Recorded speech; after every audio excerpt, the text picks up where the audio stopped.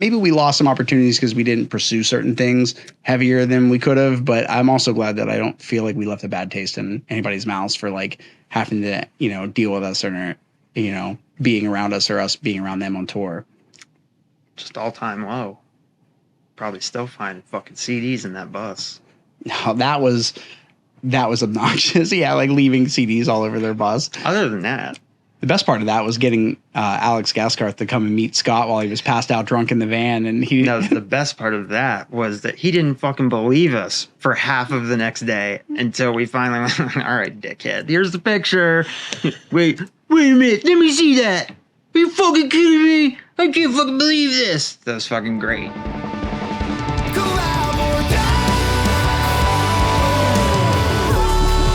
We're always collaborating at all times with the universe. Nicholas Walters, Wade Walters' firstborn son. I am. You're on the podcast. I'm on a podcast, my first podcast. No, that's not true. You did that one with Phillips with Jordan. Oh, well, that was like a video cast that we started. That's what this is. This is better. This is better than corporate that podcast was like work. Work, though. This is not work. I guess it is for you, but that was a fuck-off project that we started in his basement and ended up doing it at work. You said you wanted to come on the podcast. What did you want to come on and talk about? What did you have that you wanted to talk about? I don't know. I don't have that much to talk about. Then why the fuck would you come on a conversational, freeform, long podcast? I don't know. What do we got good to talk about? Well, we just went and saw Blink-182 last week. We did, and it was amazing. I just saw the Hershey set is live. Like that whole set is on TV right now. I started watching it the other day. I was like, takes me back to 3 days ago. There's 2 different channels that have it literally like straight from the front row. And I've watched both of them whole way through. Yeah. You watch the one where Mark asked them to turn off the pyro while they were playing the song in the dark? I didn't see that. It was I guess it's like so hot that he was like, I'll never talk to you again. He's like, he's like singing like, turn off the fucking fire. Turn the fucking fire off. He disappeared during the first song.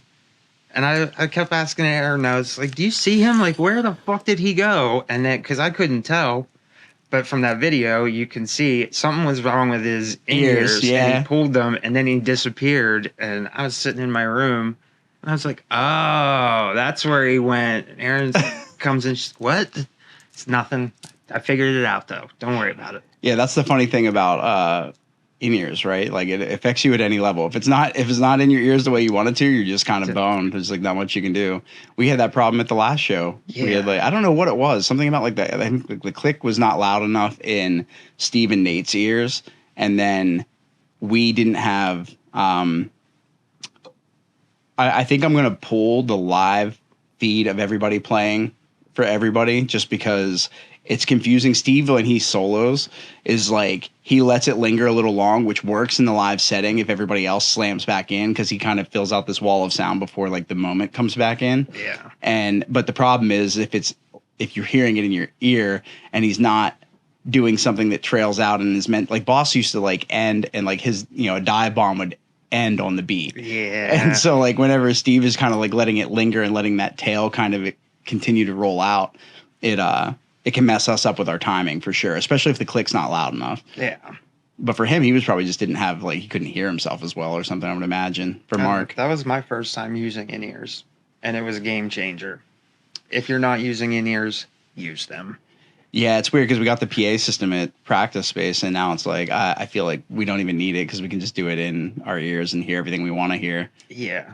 But I thought about building out the set so that the actual like perfectly tracked instrumentation, if you want to hear what the guitar is supposed to be doing in a spot, you could have that feed from the actual track. It's just a waveform that's playing, so it's not really taking up much processing power or anything. Yeah. And as I'm about to retire my MacBook Pro, I think that's just going to become the band MacBook Pro until we upgrade to another interface, because we have the PreSonus right now, but we're at a point now where we could upgrade to like a 16-channel PreSonus for ins and outs for sends. But yeah. Yeah, it's definitely a game changer. I definitely liked having them. Being able to hear yourself live. Like, actually hear yourself. Because before, I thought I could hear myself when you can just kind of like barely hear it coming through, and you're like, yeah, I'm good. And then you put these things in, and you can like actually hear fucking everything, and it's amazing. Jason was just talking yesterday. So I did the 21st episode yesterday with Sam Gilman from First to 11, Jason from My Hero Zero, and Jordy. And he was saying that he feels disconnected when he wears his in-ear, so he'll usually pop one out because he can't hear the crowd. And the workaround that I found for that, it was the one that All Time Low used. They usually had like a couple of mics facing towards the crowd. And so if you have that, you can actually hear what's going outward, you know, whatever is coming out from the crowd, you can actually get a feed of like the crowd noise in your ears. That's pretty smart. Yeah. I feel like, especially like if you're stage left, right, and Nate's stage right, he might want to only hear the people that are right in front of him, so he doesn't hear everything, because then he's not going to know who he's listening to.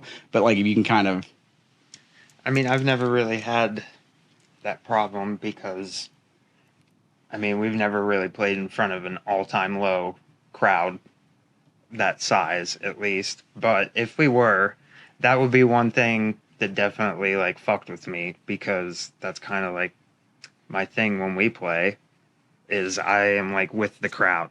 We are one. Your crowd control. So if I'm like cut off from that, like I would pull them right away. Yeah. But we've never had to really deal with that. Yeah. I talked to Sam about having First to 11 come down and play here in the fall whenever the students are back, and doing a show with us and them and My Hero Zero possibly, because they have some originals that they can play. And so if they wanted to, we could do like the bill, like My Hero Zero, Relic cards, First to 11, you know, fill out that show. And I guarantee it'll sell more tickets than like any of the last two that we outsold the headliner in the last two shows that we played. So it's like, yeah, that'd be fun. And then I was recently talking to, I didn't get to tell you this yet. So I was talking to Alex Lofton about Spitfire, and we were, I mean, who knows if any of this will happen. So like me saying is probably jinxing it. But one of the things that he said was, I think I'm going to pitch you guys to Better Noise Music. Oh, yeah. And so, oh yeah, we did kind of talk about that. Little. Yeah. So, which would be cool just because it might be like infrastructure in place to help us with like release structure and getting stuff out. But I mean, even withstanding that, Spitfire is basically slated for a radio push this upcoming fall. And then that's why I want to have like 4 more singles done before we get to that point. And we have like the demos folder is just stacked with like 20 different demos. And I'm like, okay, every one of these has a lot of great foundation. And some of these are ones that I would want to start on sooner than later or right away. So I'm just doing like co-writing and sitting down and just kind of feeling out what I want to do for each of the next series of songs. But I'd like to have one done by the end of the month, like at least I don't care if they're done with mix and master, as long as they're being sent out for mix and master by the end of the month. Yeah. But yeah. Yeah, we have a lot of bangers in there. I mean, Spitfire just kind of stands alone. I think the intro is what's going to screw us for like radio play maybe. So we may have to come up with like a radio edit version where that intro, that the long tail intro isn't there, and it just slams right into that intro. Yeah, that's an easy one. Yeah, but so that's basically the move. So what's been going on? Have you listened to the podcast with your dad anytime recently? A little while ago. It hasn't been that long. I don't know how long it's been. I've watched it like 2 or 3 times. Can't believe he's gone. Yeah, that's a rough one. They say that losing your dad as a guy like fucks you up. It has not been easy. I feel like you were already kind of without your, your dad is obviously, he was the patriarch for sure. Yeah. But now that role has definitely fallen to you. And like, yeah, it's kind of weird too, because I'm an adult child. Yeah. 17-year-old dad. You're a teen mom, dude. Yeah. That's a lot. It's definitely been a life-changing experience. It is, without a doubt, the hardest thing that I have ever had to deal with. But, I mean, it's a part of life. I don't think it's as much that he's gone. It's more of the last 3 years of his life And then especially the last 3 months were not that easy or great for him. And that was not easy to watch him have to go through. Yeah. And it's rough. Even knowing your dad's sense of humor, right? Like, even knowing how, like, he handled everything. Like, he literally texted me. He was like, Mel, make sure you get your tickets to the See Wade Walters Before He's Dead tour. I was like, Wade. Everything's a joke. And he put a smile on for the entire thing. What a freaking absolute savage. Yeah, he was a beast. Well, Wade Walters, we got a song coming out for you in August I'm really excited about. Yeah, I'm really excited to put that out. That's I almost kind of regret that I don't have it planned to come out earlier in the summer, but I wanted to have things that we're releasing. Like, I don't want to slam the algorithm every like 2 weeks, and that's what we're already doing with the Legends Never Die remix is at the end of the month. Yeah. And then the Forget Me cover is, I think this episode will drop after it's out, but the Forget Me cover is that's the 15th. And so we have the 15th, the 28th. So like not even 2 weeks between releases there. Of what month? June, this month. And what's releasing on the 28th? The Legends Never Die remix. Okay. That Nukage did. And then we have, what else? We have the Bad Habits remix. I don't know if you've listened to the latest mix of that. I can send that to you. But that's coming out in July. And then I had You're My Sunshine slated for August. And I mean, I honestly kind of feel like I could between. That's a good summer jam. I think You're My Sunshine. I think a lot of people, when they hear that, are going to be surprised by that one. I was surprised by it when I heard it for the first time. I sent it to my siblings to show to like all my little nieces and nephews, and they loved it, and I was like, that's cool. Like I just, what's funny is I don't know the audience that song's gonna hit, and it's not like it's a conventional version of the cover. Like it's not a direct cover of like Johnny Cash's version. It's not a direct cover of the original. It's just sort of like our interpretation on it, and so it's fun, and it's not even that long. I think the song's only like 2.5, 3 minutes long. Yeah, everybody that I've listened to it has kind of went, what is this? And they go, this is awesome. Yeah. This is so awesome.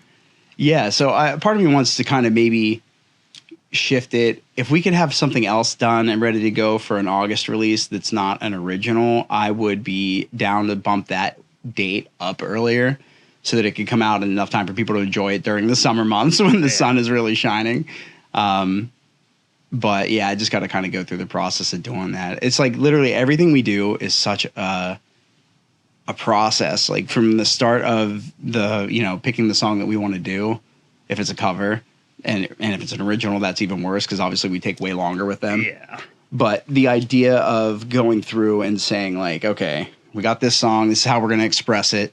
How do we take this and make it our own? And then we do that, and then we get to the point where it's, everybody's going through their back and forth with remote studio setups, and then we take it and we get together to film it. And then after we film it, I have to come together and edit it. Then there's coming up with the album artwork. And then after I edit the main music video, I got to cut all the social clips out so we have ones to post for socials. And then for Reels and TikTok and YouTube Shorts.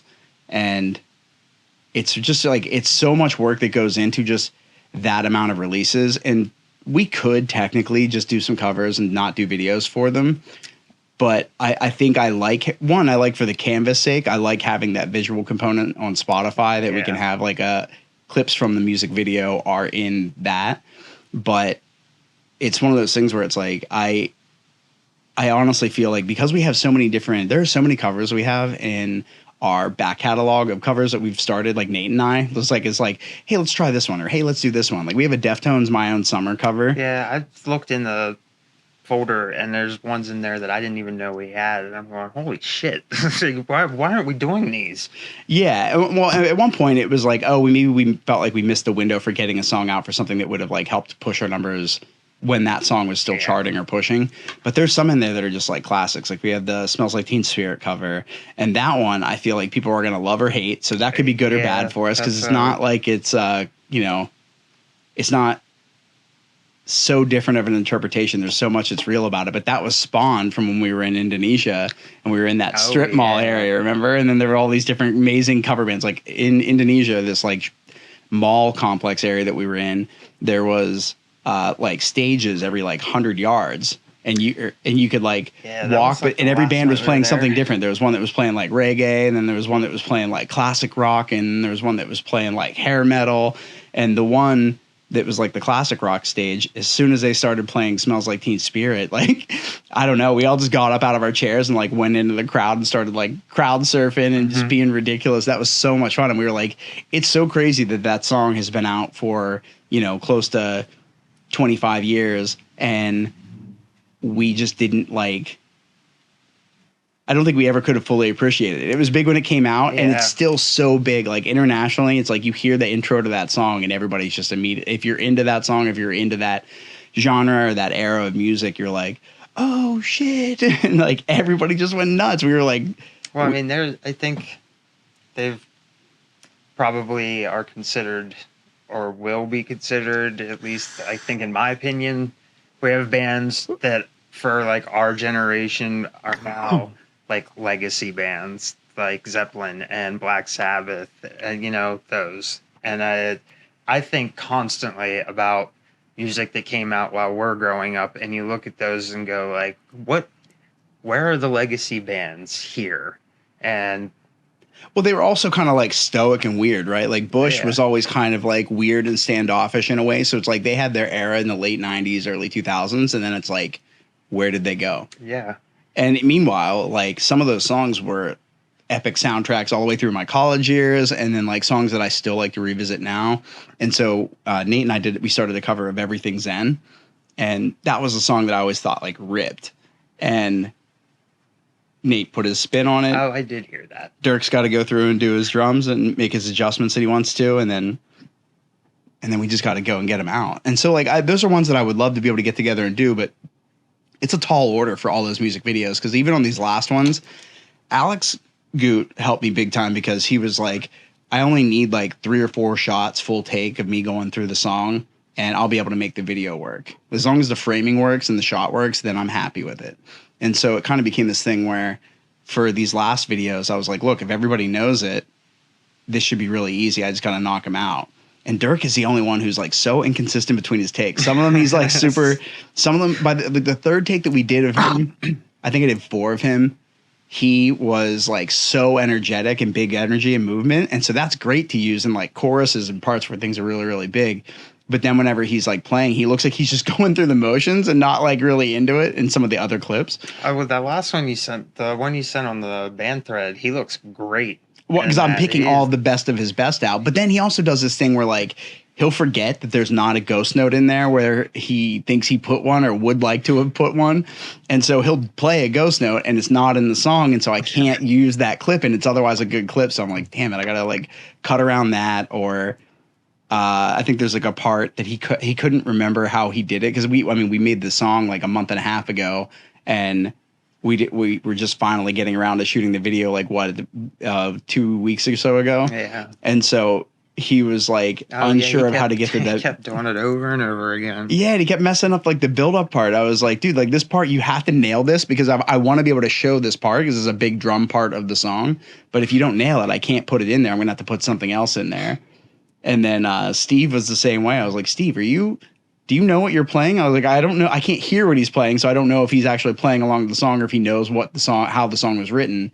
And so I'm like, I've been using him sparingly in the video, because I'm like, there's certain parts where he is playing the right thing. And then there's some where he's like got his hands on the top part of the fret and he's playing this way. I'm like, bro, where do you hear that in the song? Like, where is that happening?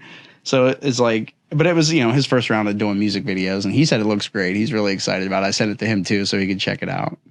Playing bass, you can fake it the whole way. Or am I? No, you're good. You actually you play along. I mean, for you, it's because you're finger picking. I have to watch your fingers to make sure that they're rhythmically in place. And there's this weird disconnect when you watch music where, like, even when you watch somebody on stage, you're watching them play, but there is that slight delay between what their fingers are actually doing and what's making it to the house PA and then out the speakers. It's relatively fast, but it's not so streamlined that it's zero latency, right? Yeah. And then I was thinking about this when we were at Blink-182. I was like, man, how do you offset? You can't offset the audio that much to keep up with where the video's at for these projector screens that you've got going on, and these cameras have a feed that they're taking and manipulating. So you would notice it like, I mean, I would notice from years of editing music videos now that I'm like, Travis is like visually, he is like 4 frames behind right now. I never even really thought about that. That's pretty crazy. And you don't think about it when you're watching it live because you're like, oh, you're just like in the moment. And it's close enough. You just kind of, I think everybody kind of accepts it as like a natural lag. Yeah. But like for the podcast right here, this is like in this closed loop setup, basically. There's 6 frames of difference between the audio and where the video is. So I have to actually disconnect or unlink the audio from the video file and shift the video file like 6 frames back and then relink it to be able to have the audio, our lips match up with what we're saying. And so it's like, that's something that's stupid that I have to do every time. And I've tried to mess with the stereo delay that I have set up to be able to adjust it down to the milliseconds so that it actually like delays to the exact right place it's supposed to. But for some reason, I just can't get it to. I don't know what that's all about. That sounds extremely tedious. It is a little bit. Yeah, that's kind of what I used to do for like the Philips thing, but not on that scale. It was 1 2 1 2 1 2 done. Yeah. Well, and so now you wouldn't even have to really do that. Like I've been thinking about, Alex wants me to come down and do some work with him here in the next like 2 or 3 weeks. And if I get down to Nashville, I'm like, okay, all right, I'll do that. But how am I going to handle? We've got. I don't want to take like the whole rig down if I drive down, and he usually will fly me out, which is obviously way more like cost effective for me. But if I fly down, I can't take like all of the live streaming gear. That's gonna be a pain in the ass. So Adobe just released, I think for Firefly is what it's called. Where is it, Carlos? Is it Firefly? Yeah. Is that the multicam or the podcast Adobe podcast one? Podcast, and then there's Adobe Firefly. Where now it'll basically like, as long as the input audio source I think is connected to each individual person, it will detect who's talking and cut to that camera. Like just automatically. That's pretty awesome. And make your cuts automatically. That's cool. So it's like it almost eliminates the need for everything else. And so I'd like to get familiar with that setup, because if I do any remote podcasts where I drive somewhere, like if I go out to Denver, I'd love to be able to go and do one with Geckel and do one with Kenan while I'm out there. And then if I go to Nashville and do one with Alex and any other of the YouTubers that he wants to round up to do the podcast, I can actually just take, tripods, which I can pack down. I've bought like travel tripods that are light and easy to pack down, and then just go down and do it that way. But yeah, it's just such a hassle, but it's like this necessary evil that's a part of doing anything in any business, but specifically if you're in music, there's just so much you have to do. I regret that we didn't have anybody film any of the last 2 sets, because I feel like we never have any like good new active live footage of us, because we're not playing out as much. We've just been writing. Yeah, so especially in that place. That's like my favorite place, or at least it was. I mean, I don't want to say anything negative about it on a podcast, but it's not the Crowbar anymore. But I still love play. It's like that stage. It's just that area. I love it. Yeah, it's got legacy. We've got a sticker still hanging up there in the basement. We're the only ones. Oh no, us and Hey Mercedes. Hey Mercedes, that's so funny. Shout out Hey Mercedes for lasting the test of time. Damone Atkinson. Oh yeah, we should have taken a picture and sent that to him. I bet he'd shit if he saw that. We do. Somebody took a picture. Nate Fulmer took a picture for us. We should have him send that picture to us. It might be in the list of photos he sent us. He sent us like a link to a bunch of photos from that show. I'll have to go through and take a look. Yeah, I don't remember if it was in there or not. I feel like I would have saved that one. We're working on the music video environment for an Unreal Engine music video for Spitfire, and he just brought on a buddy of his who's going to like help bring the world together and do it. So I'm really excited that like the aesthetic of that video is finally going to match like what the vision for what we have is. That would be cool. Yeah, it's going to be awesome. The only bitch of it's going to be, I'm going to have to go and film green screen for everybody. So I'm going to have to go at some point to, not today, but like sometime between now and us when we do it, I need to build like a platform that I can sit Dirk on so that he's not like on the ground, but paint that like green screen green. And Ooh, that'll be cool. yeah, I mean, it's just something that like we don't have to do it that way. I could just roll out like excess green screen and just set him on top of it. But what I'd like to do is have him elevated, lock off on the tripod, like how it's going to be. I think like in future music videos, I'll do more motion tracking where I'll have to put like X's and squares and circles and stuff like that on the background of the green screen so that if I move, I'm able to kind of keep up with that in post. But really the easiest way to do it is just to kind of keep your shots more linear. So they're like constant zooms ins and zooms outs and zoom in and zoom ins, zoom ins and zoom outs. And then you just kind of like have to stack them in the world where they are. And then whatever happens when you move in the world, it's like you kind of, for some reason, I don't know why it is. I think if you shoot with a long enough lens, you kind of get away with it because you can't tell that, oh, it's shifting slightly to the left, but there's no parallax that's happening because you can do the parallax in the world. Like you can have the world shifting behind them. And really the visual component of looking at the person that you're filming doesn't change that much. The angle would only just slightly change. And so I would love to get to that degree where we do that level of it. But for this first one, just to have like a hype extra world-class large looking music video, I'm not going to worry about that as much. But getting through this first process of a green screen Unreal Engine music video will help me figure out what we want to do next for the next round of singles. And Spitfire just deserves one that is like insane and epic. Yeah. It'll be the first time we get to do that. We've been talking about doing that for a while. We've shot some green screen stuff before that we were going to use, and then we just never got it. Well, it wasn't done the way that I would have done it either.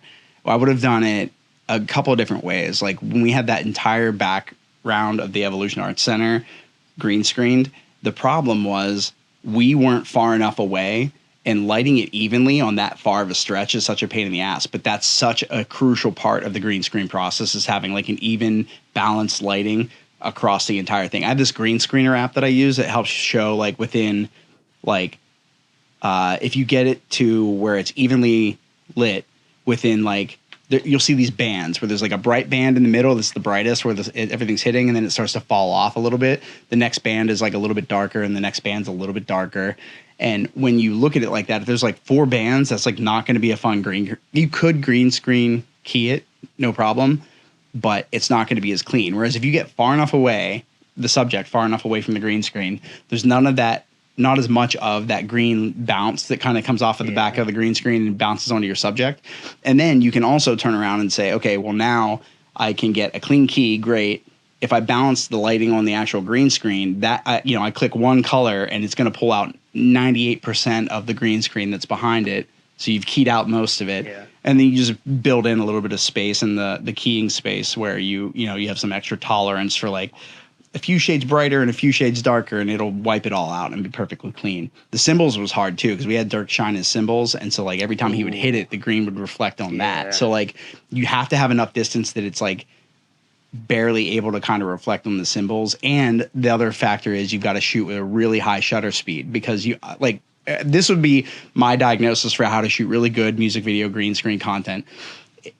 Would be to have a high shutter speed so that every still frame is a sharp image. So that when you're keying the motion blur, there's not a lot of, there's like a wash that kind of happens with like the way that your hands move and stuff like that.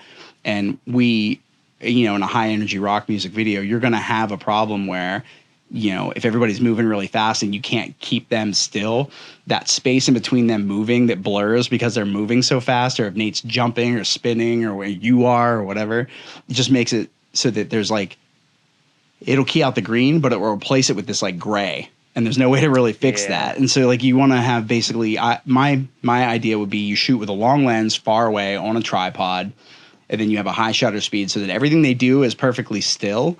But then you have to match that in the environment that you're doing as well. Like, okay, here's what the shutter, when you set these things up in like After Effects or in the world, you choose what the shutter speed you're shooting at is. Yeah. And so whatever I do when I shoot that, I need to do everything needs to be the same. It's got to be white balance to be the same color temperature. It's got to be, the exact same shutter speed for everybody. So I'm thinking it like if I'm shooting a 24p music video, I would do it at like 320 or 350 like shutter speed, so that like That's 1/350th of a second. It's like any movement that happens that fast is like going to be relatively still. It'll eliminate a lot of that motion blur.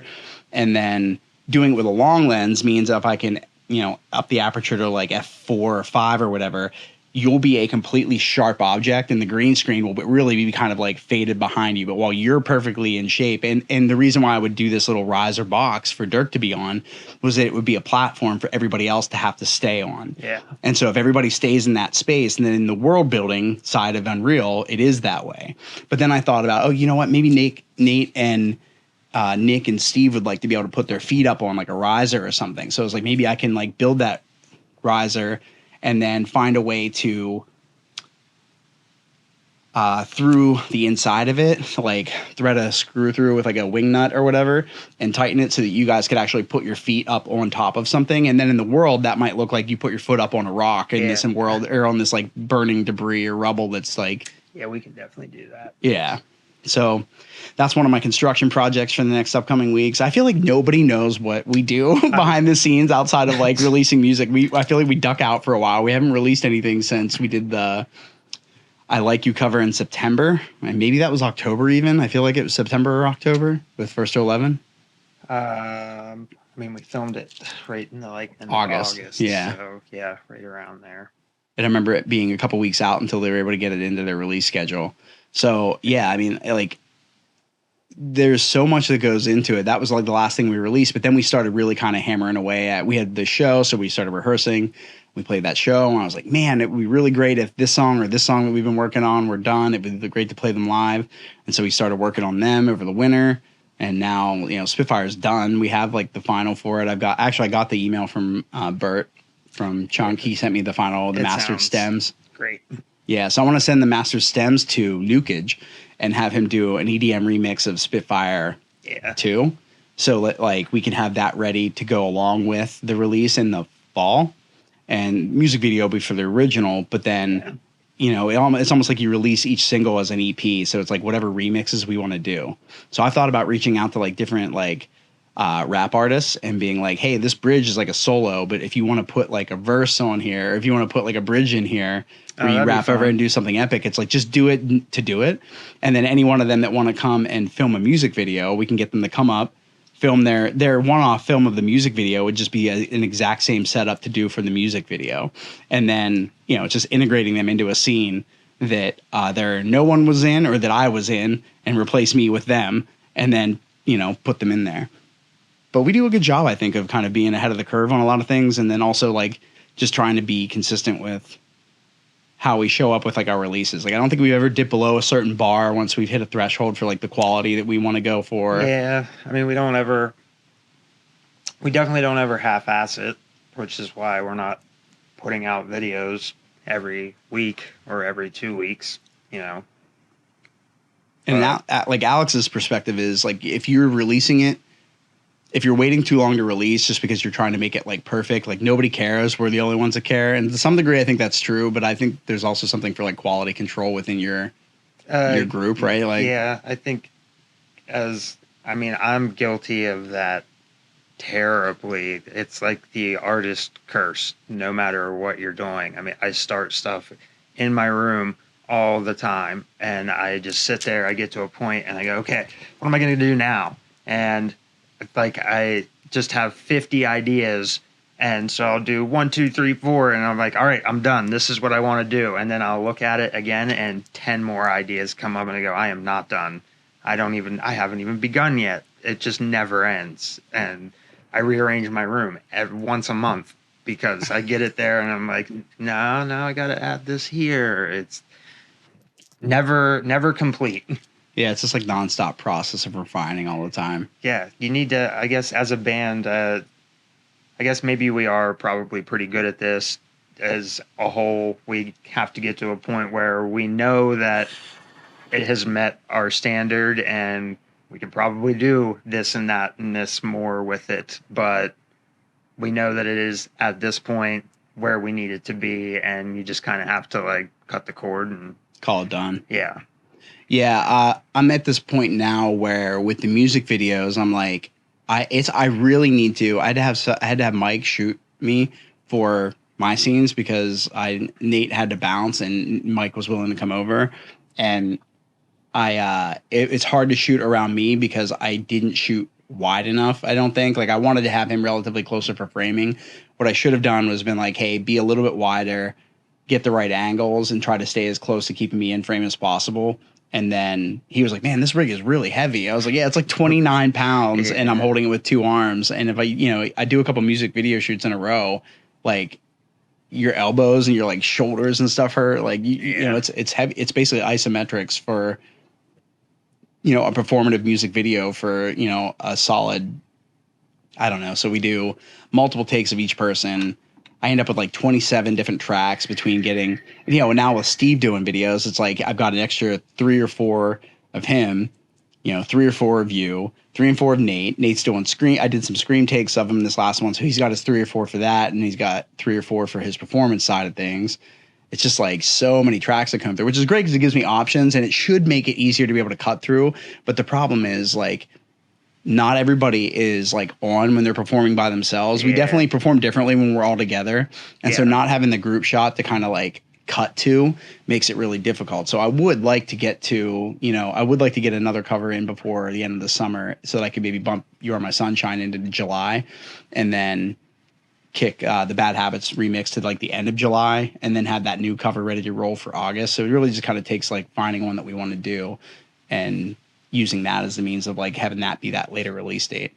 And so even if we don't do some music videos for some of them, I thought it might be cool to go through and do a bunch of the songs that we have that are basically done. I just have to either retrack vocals to or track vocals to and send it out and get it mixed and mastered and then get them on the slate for release so that they're at least releasing and going out. But it's like without that extra visual component to post about it and share it, it's like it makes it really difficult to kind of do something. So it's like kind of necessity at this point to do it. Only one that we haven't done a video for is Blinding Lights. Yeah. Yeah.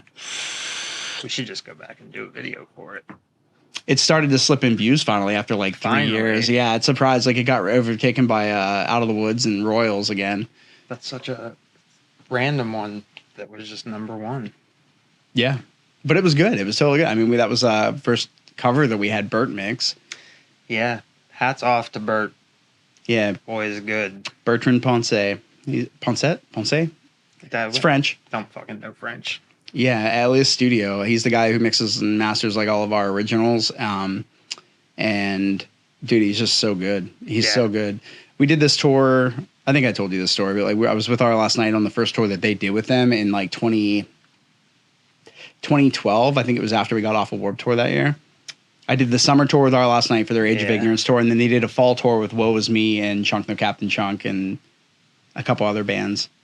I can't remember who else was on that. Secrets was on that tour.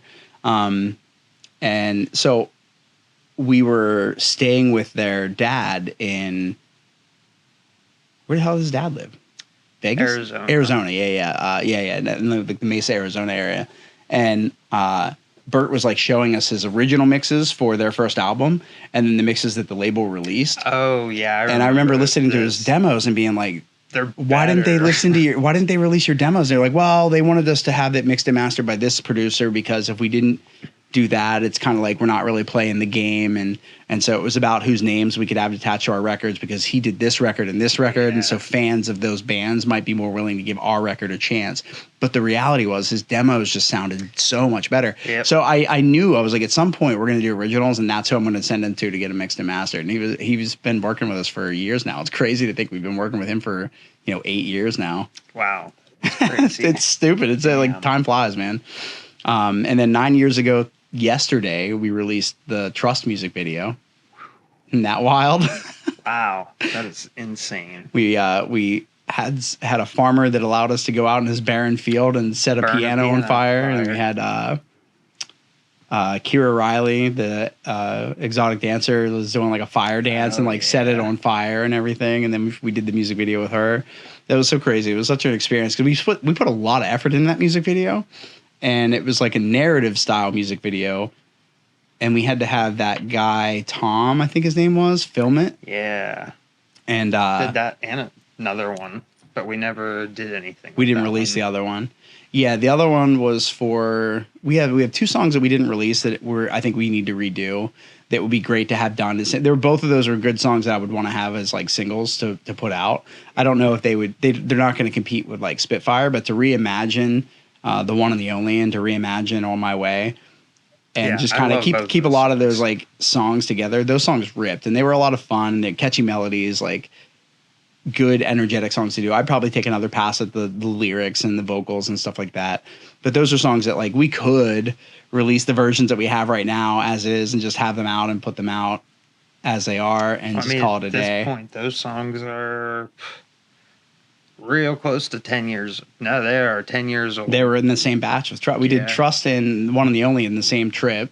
They went back and did the other 3 in March. Yeah, we did. Wow, you remember it was March. We did On My Way, Wanderlust, and what was the other one?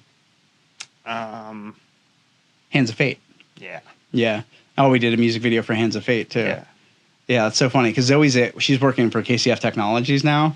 And so there's a couple dudes that work there that are like, they discovered that I've been doing these videos for them. And they were like, oh, he's in a band? And they were like, she's like, yeah, I was a long time ago. I was in a music video. It's just to show them the music video. And you see like, you know. Her whole family. Yeah, Zach's like perfectly encapsulated as like, you know, a 6-year-old. And now he is like, I feel like he can't be far away from driving at this point, which is going to be insane. Yeah, that's crazy too. Getting old. Yeah.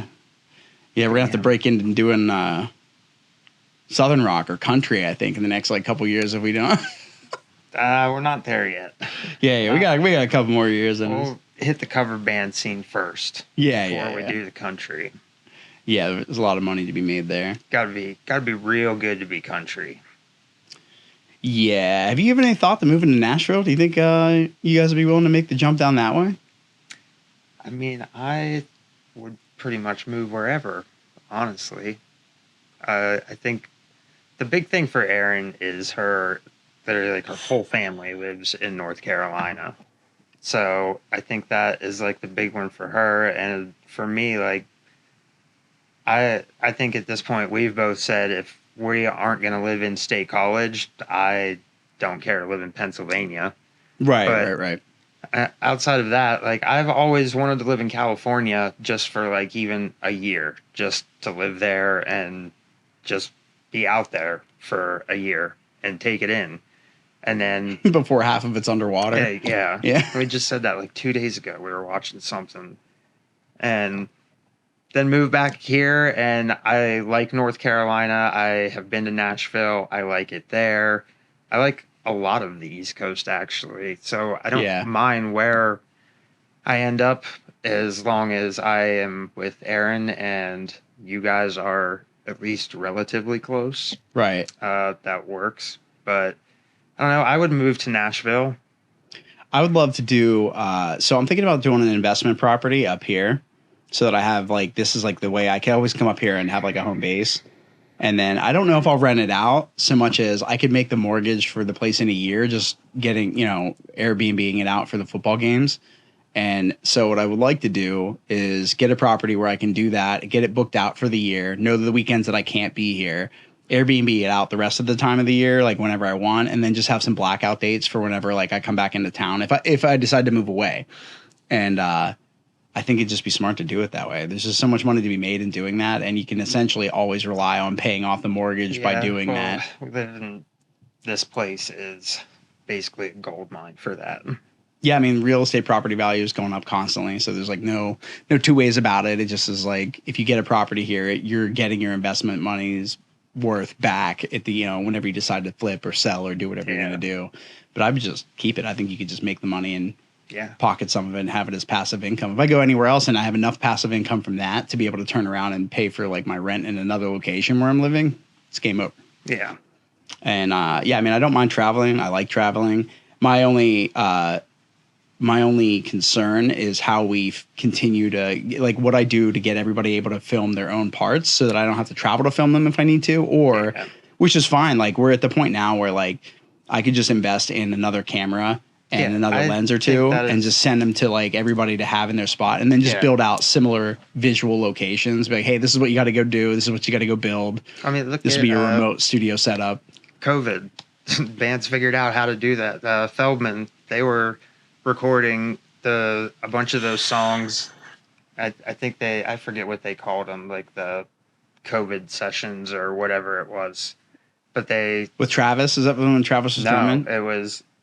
MXP or the dude from NoFX. No, it's Mike Herrera's in the band. Oh, that's right. He's in the band now. Yeah. And Phil Sneed is his guitar player. And they each did like their own parts from their homes. And Feldman was in his studio, which I believe is in his home. But he's in his studio, and the rest of them are in like their little parts of their house. And it's kind of cool because you get to see like a little bit of their personalities behind them, because all of their like little music rooms or areas are like a little bit different and have like little knickknacks. The home music studio is basically like the musician's version of a man cave. Yeah, it's literally like the music cave for musicians, you know? Yeah, that just have to be that'd be the angle. I thought that was really cool, but I'm sure that's not like the first that people were doing that, but that is very doable, and I think we could easily do that. We don't have to do that now. So right. We don't. Yeah. I mean, I enjoy having us all together. Like that's the one thing I don't want to lose is like us being able to get together to do like group music video shoots. It's just hard with like Nate's son's in baseball right now and they're going to All-Stars. So he was like, so my summer just got rocked a little bit. He's like, I'll be doing that for a while. Yeah. It turns out the older you get, when your band hasn't made it to a certain point, it gets harder and harder to keep said band going, but we've done a pretty good job, I think. We've had a couple come to Jesus moments that really gave us no choice. Like when we like Boss was, that's a big one. He was so against a lot of the ideas that we had because they didn't align with where his like musical values were. And so he had a very purist mentality in that regard. And so it made it difficult to get songs out that we could all agree on. And I think like we kind of have this like, you know, democratic vote when it comes to calling something done. Like, yeah. And I like that. Like to me, I'm happy, but it doesn't work whenever somebody is just like, oh, like, I'm not doing this. Like this guitar is too chuggy or this is, it's like, come on. What are we like the blessing and the curse of having, I mean, Boss is the best guitar player I've ever met, and we've come across a lot of musicians in our travels, and he's honestly probably the best musician that I have ever met, and that it's not just me talking about this kid that was in my band and grew up in the town I grew up in. Like, you ask anybody that knew that kid from the time he was this big, they'd say, if there's two things about Aaron Bossinger, you know, he comes to your house, you're either playing guitar with him or you're watching Boss play guitar. Right. Like before I even knew him, we had mutual friends. And I remember this kid, this little chunky fat kid showing up with his big guitar case as big as him. And I'm going, who is this kid? What is this? And that was Boss. And found out later, like, oh, that's Boss. Yeah. I get it now. My favorite thing about taking him places were like, okay, so we did on the One and the Only, and we did Trust at the same time. And in like January, I sent them to Ronnie because it was the first summer after Warped Tour. And I was like, hey, like you said, you might want to do some songs. Like these are two that we did. I thought these might be up your alley if you want to, you know, do some co-writing on them or co-production. And he loved them, and I thought he would like Trust because it was in 6/8 and it was kind of fucking kooky, and it had like that kind of, it had like a very like at that era kind of like a Falling in Reverse kind of vibe to it. And so when we flew out there, we went to this guy Ryan who was in a band called Runner, who was like engineering the project for Ronnie, and just like putting him in different studio sessions. Even when we did the record with Bucket in Salt Lake, he was like, here's the dude who's making our record. And he's like, wait, teach me this thing about this augmented. What's this like Mixolydian? Everybody that ever worked with him. And that was really cool, man. Cause it was like, you know, I think it was easy to consider him out because he's like not this like, oh, well, he's not 18 and he's not a hot young stud who plays guitar like that. So people kind of wanted to write him and us off in general because of that. just for like image purposes. But the reality was he was like one of the most musically gifted and talented people that would be in any of the rooms we would put somebody in. Yep. And it just didn't matter where we took him. I remember taking him down to see, we drove down to see Luke Holland was playing with Jason Richardson somewhere outside of Pittsburgh, some like small hole in the wall bar. And the downstairs was packed with like 500 kids. And we go and he's watching. And then afterwards we go and I introduced Jason Richardson to Boss, and they just start talking about guitars and talking shop, and like you could tell that Jason was kind of like standoffish, like who is this guy? Like how do you know this dude? And Luke only knew me from whenever he was out with the Word Alive, and I did a couple tours with them with Our Last Night. So like he was like, oh, this is Jonnie and this is his guitar player in his band, and then like that. There's this thing where when you meet people that are on tour and they bring a friend around who's like a musician and they're like not signed or on this touring label or whatever, where it's like, oh, it's like this, he plays guitar. Okay. Yeah. But it was like if he actually like had a second to like let Boss sit down and like kind of play with his gear, he was like, yep. Oh shit. Like as soon as his fingers started going on that thing, everybody was paying attention. So yeah, so I mean, like it made it difficult for us to get music out after the record, and I think the part of the reason was when we had all the control on our own and we weren't going somewhere to a studio to get it done. There was no deadline to get it finished. It was just like, well, let's change this, let's alter this, or this isn't where I want it to be. Whereas like when we did Volatile, we were in the studio for 2 months, so we were there, and the goal was when we were done, we would walk out and we would have this record ready to roll. Yeah, and I mean, you also have like a middleman there with an engineer, and I think that's an element that I think we've got it figured out a little bit. But for the longest time, I was the one mostly going like, we need to have an engineer, or so we got to have like a referee in there. Yeah, to, somebody to make the calls. Yeah, make this is a play and it's over, and now we're on to the next. We don't need an engineer to come in and co-write with this, which I love that, but that's not necessarily what we need. We just need somebody there to call the plays and point us in the right direction and say, cut it. Well, so whenever he passed away, it was like, we had the come to Jesus moment where we hadn't released anything since like 2016. And it was like, where the pandemic was going on. I was like, okay, it's been 5 years since we released anything outside of like a cover. And we got Blinding Lights out. And what really bums me out about Boss, the night that he died, he called me earlier that night, and I was literally going to see him the next day.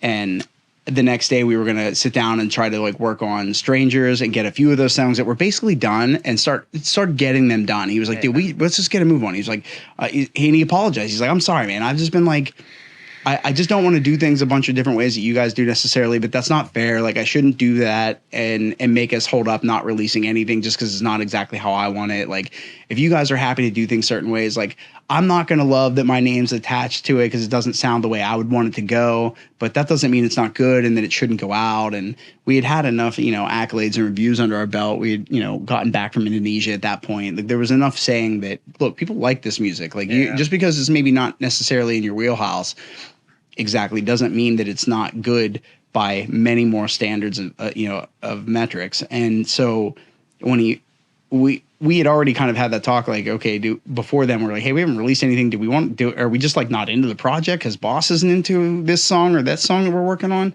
And it was like no, like we're always going to be doing music. It's dumb of us not to keep doing it because we've already built like a brand around it, and we do enjoy working with each other. Like it wasn't like we didn't enjoy writing together. It was just like the outcomes necessarily weren't always what we wanted them to be, either on his end or on ours. Yeah. And so then when he passed, I remember when we got together in the basement at Nate's and we were sitting around the pool table just getting ready to go. We were meeting there to go to the funeral together. And when we went to the funeral, we were just like, before we went, we were just standing down there talking like, does this feel like this is a stepping off point? Like, should we just, give this kind of just kind of call this and then like move on? And I was like, well, we kind of already had this talk. And it wasn't even like we were really flirting with the idea of it. Yeah. We were just like, look, like we've already had this talk. And the reality was we said we'd always be doing music no matter what, either way. And we like our dynamic. Let's see what our dynamic is going to look like now, because now we've lost this very like fundamental part of our group that does a lot of the engineering and arranging and programming and everything. And so like that was that was a bummer. There's also is not that other people can't play what he was playing, but what he was playing was kind of part of our specific sound. Right. And other people can come in and play his parts, but without tearing Steve apart, because he's phenomenal and I've loved having him with us. But the first time we practiced with him for the show last year, it was pretty emotional, honestly, when we were in the garage and we start playing and you hear those parts coming at you for the first time live. And I didn't even really think about it. You just hear them and you turn around and Boss isn't standing there. Right. And it's the same parts, but and like, again, no fault of Steve's, it's not the same.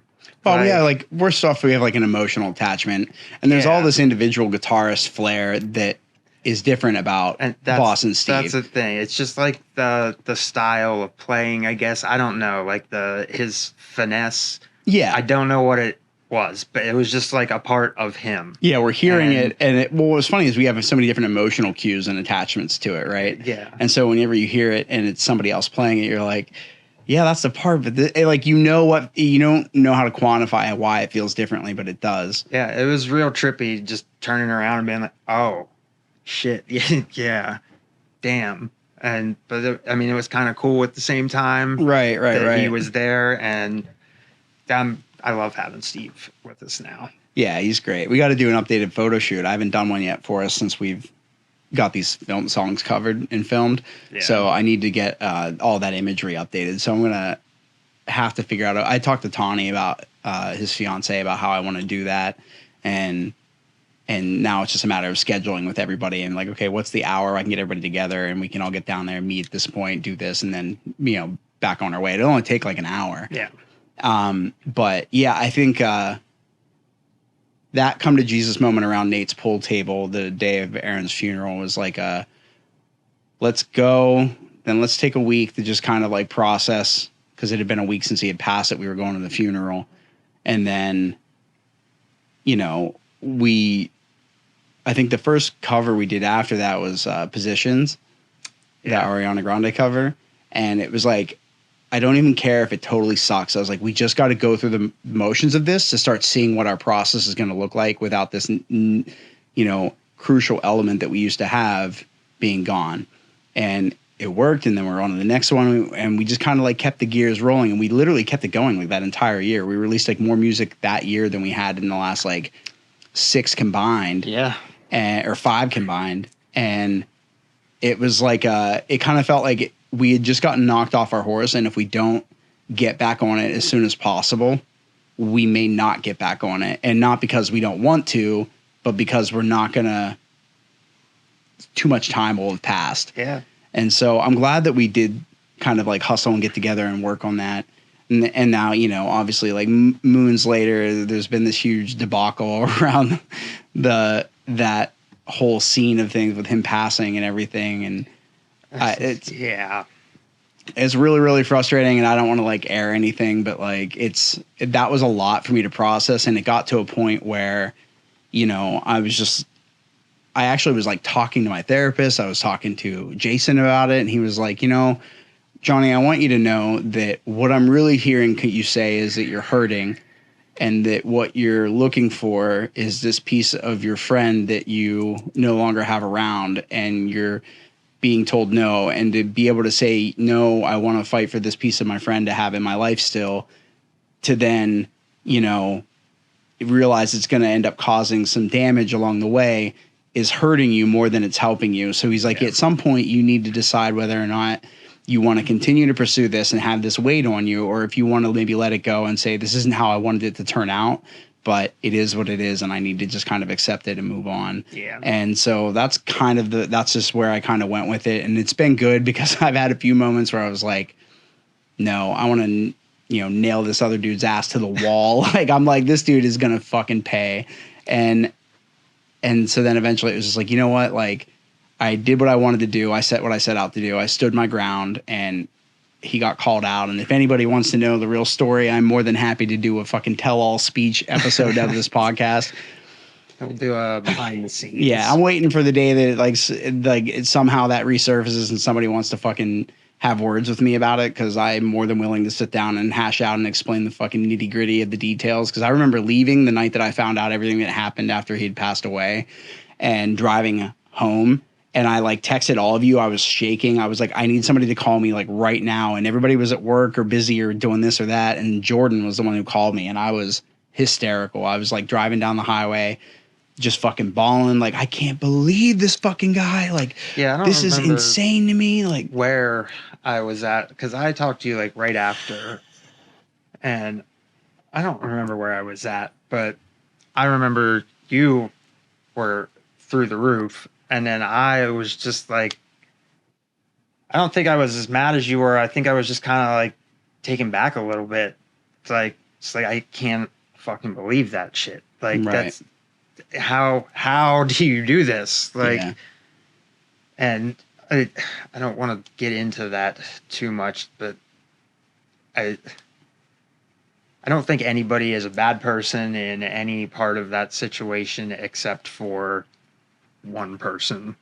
I think a lot of people look at us as being pieces of shit, and people from our end kind of look at them and go like, what's the big fucking deal? Calm down. And it's a lot, and everybody lost somebody very special to them. And yeah, well, I mean, the day we went to his funeral, this is like peak COVID. Not even like we've got vaccines out and people can start to relax a little bit COVID. This is like early 2021. We hadn't even hit COVID yet. Yeah, we had. COVID was out because Boston and I had talked about 21. It was 2021. Yeah. And he packed that fucking church. Every seat in that fucking pew was packed. Like, there were people standing in the back of the giant church, just like there to pay their respects. And, you know, I think my eulogy was like pretty on point. Like, I love that kid to death. Like, we frustrated each other.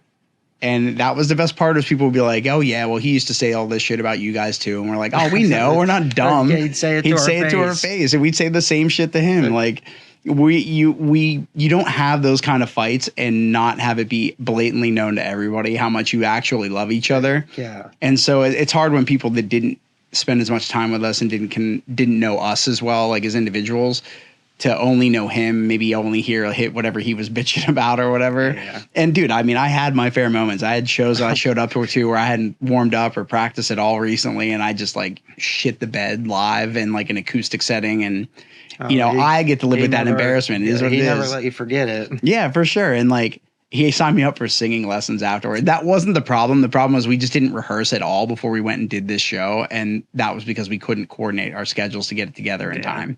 It was a short turnaround on turning around all of our songs into an acoustic set.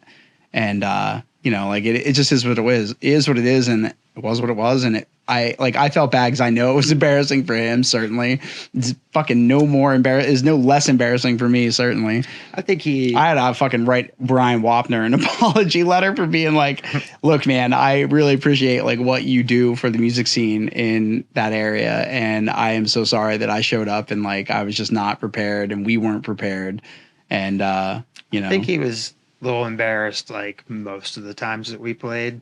Well, I mean, imagine I totally get it. Like, imagine being him. He's literally good at everything. Exactly. Like, he picked up piano a few months before we went to the studio and then wrote like the best piano ballad on our record. It wasn't even 2 months. It was like 3 weeks.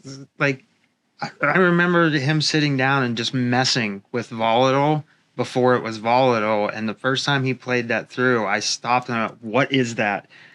I don't know. I was just making something up. And when we use that, we have to have that. And then he just kept playing with it. 3 weeks later, he's like, I decided I'd learn how to play piano before we went to the studio. Just in case. Just in case we want to do something, bud.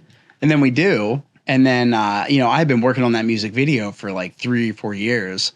And when he passed away, it was like, I knew what I had to do with that music video. Like, I knew what I needed to do to put that video out and what it needed to be. And it was so weird because he's not playing guitar in that video at all. He's playing piano, but he's wearing a nice tux that I rented for him. Yeah. And he's got, you have your hat on? He does. It's the only part of me in that fucking video. Hey, you were there behind the scenes helping out on set. Yeah, man. And like, it was great because it was like, it showcased a side of him that maybe not a lot of people got to see. And that venue was so epic looking. Like, there were a couple of bands that have shot music other videos bands there, have- but I was what band? Siler, I think. Siler I'm did, watching yeah. their one video and I'm like, I know this place. It Yeah. looks so familiar. And then like one of the shots, I was like, holy shit, I was just there. yeah, the one window that was in the front corner of the auditorium, like that brick and mortar had started to like fail and collapsed and caved in after we filmed the first set of performances and stuff.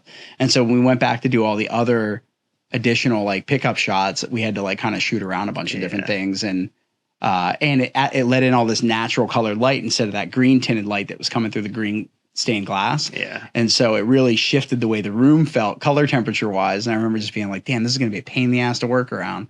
And in hindsight, I know I would have shot a lot of things a little bit differently, but you know, I'm still really proud of that music video. And I was sad that, you know, he never got to see it done, but it was nice that after he passed, that was kind of my grieving process. Like, I was watching that video and like crying through it, you know, like cutting through each individual scene and just like looking at the outtakes and stuff like that.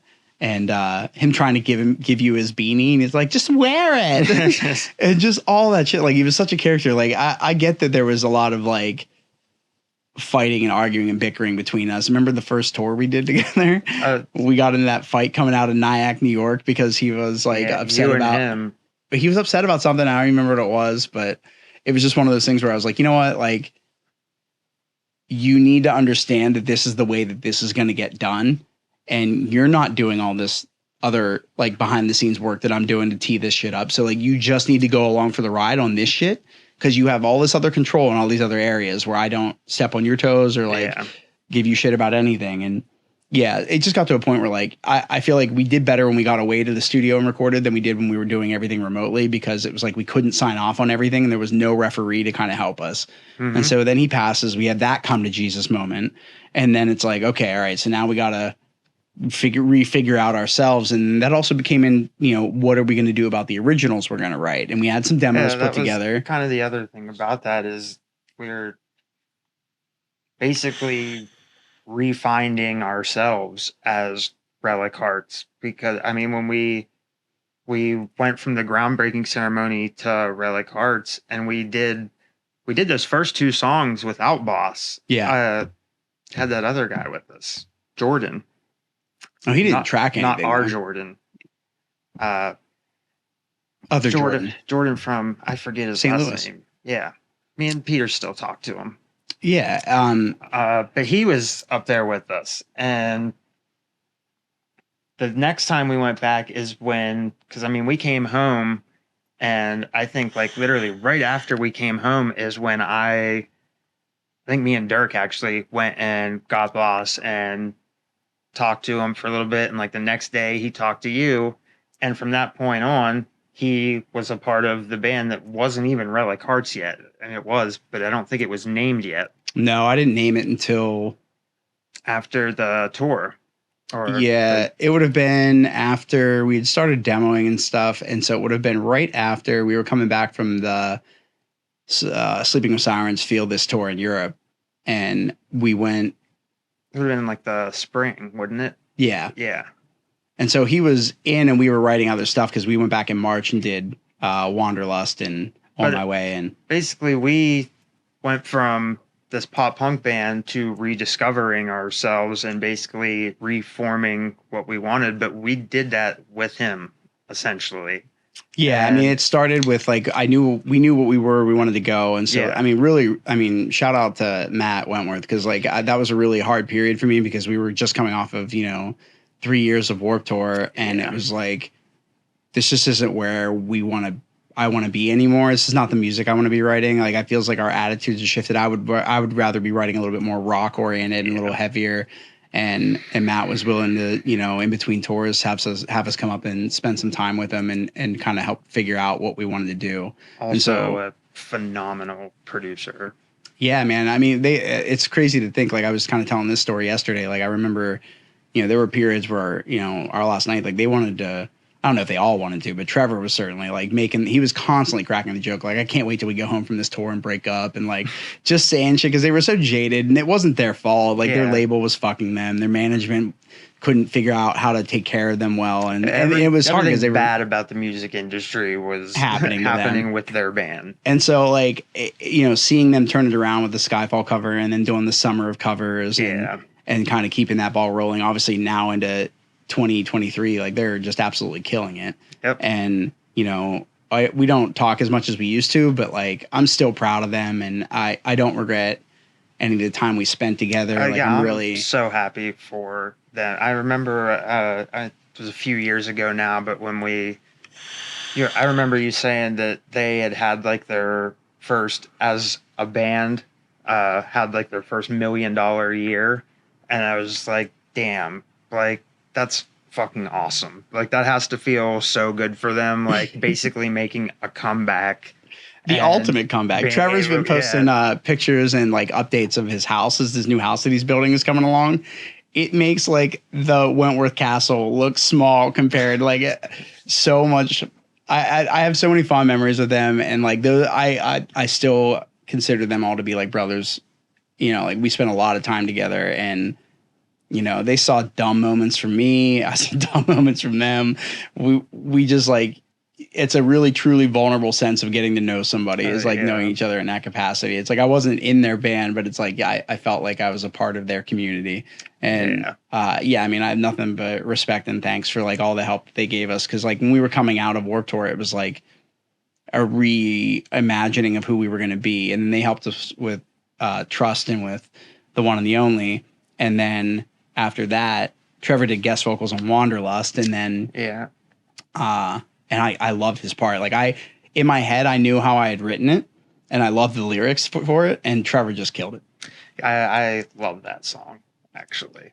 But like, to have gone from, where we were to then getting Boss to join after we, later that winter, to then going and starting to finish out the rest of those songs and starting to play out and whatnot, it was like, it was a big transition. And then to lose Boss, like, unexpectedly, to then have to turn around and do it again was really, it's not that it was difficult. It was that, I mean, I don't know where I was in my grieving process, really. Cause like I had finished a music video. So I was like, I'd done a lot of my heavy grieving and crying and stuff like then, and basically the week before and up to the funeral. And then I was like, am I like numb? Cause I was like, I'm not crying anymore. And I'm like, I'm still sad.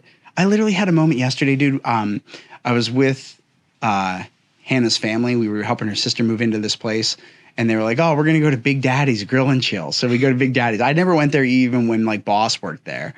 And as we're getting ready to leave, the music starts to come on because it's going from being a dinner restaurant in the day to the bar at evening. And the first song that comes on is Hey Jude by the Beatles. And I was like, like he's still, I feel like he speaks to me in a bunch of different ways. Yeah, and, me too.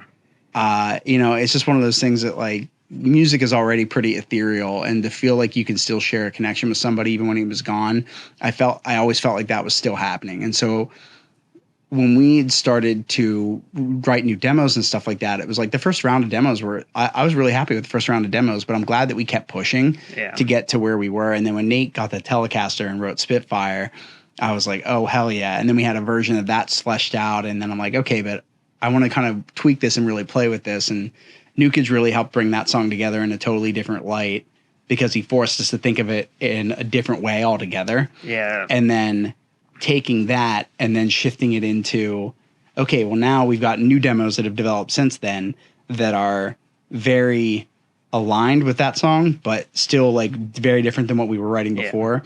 And I have other songs that I've got, like, the verse, the chorus, and bridges and stuff are all done to them and tracked, but I'm like, I don't think this stacks to Spitfire. And so like, I don't want to keep working on that. I'd like to keep working on songs that make me feel as good as Spitfire does. Spitfire, when we got the last mix of it, and I was like, you know what, there's this thing that Kellen does and some Sleeping When Sirens songs that I'm like, I would really like to kind of have a scream going into that last outro riff.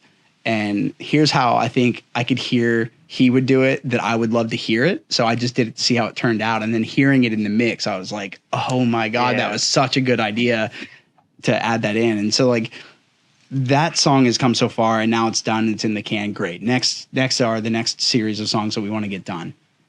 And so now we're working on those, and that's my goal for the summer, is just to focus on getting, is to get the rest of those done. Got to put my phone on silent. My bad.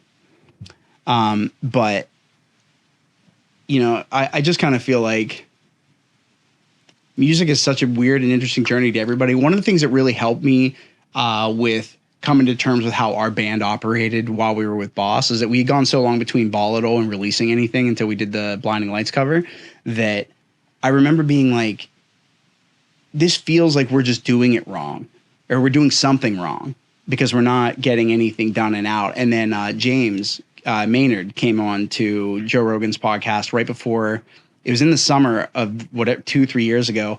And he was talking about how they were getting ready to release their music on Spotify finally. And he's like, it'll be out by the time this episode drops, it'll be out on Spotify. And so I then knew, and I remember specifically, we played the Trocadero show before they closed the venue, and we were trying to listen to Tool on the way down there. And the only way we could find anywhere to listen to it was on YouTube. I remember that. And so we were like, damn, that's so stupid that they're not on Spotify. Like, why is that? And then Maynard was like, our label just never really bothered to walk us through the process of like how we got to do that. And so we just didn't do it. So we finally did it. And he was like, you know, sorry, we're late to the game. Like that's just kind of who we are as a band. We're not a very conventional band. Like we go years between like, you know, albums and writing and how we want to do stuff. And like, we just don't do things very conventionally. And hearing him say that was so cathartic for me because it made me feel like, you know, for once I wasn't trying to uphold some ideal of how we needed to behave to be a functioning group. It like re-scripted my idea of what you have to do to be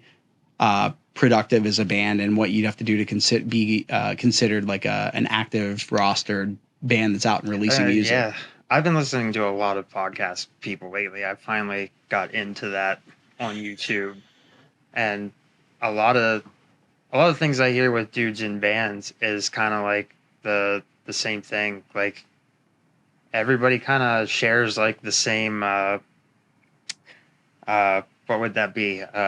Like anxieties with stuff, but like, and I mean, it's all like a little bit different, but it's basically like the same things. Yeah, it may not all be rooted in like imposter syndrome, but there's still like some insecurities and some anxiety that surrounds the way you put your art out and how it's going to get perceived. And I was like seeing that I look at that and I go, wow, like I'm not the only one that feels like that. Like, and just like seeing that across like all those different platforms from different people, I go like, wow, like that makes me feel better, you know? Yeah.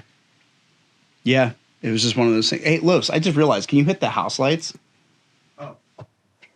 I usually don't have those on. My bad. I don't know. People that are only listening to the podcast aren't going to give a shit, but that should shift away. Now I can take my sunglasses off. The sun went out. Yeah, the sun went away. The fake sun. Yeah, man. There's a lot to be learned from the other artists' experience. And that's kind of why like I wanted to start the podcast.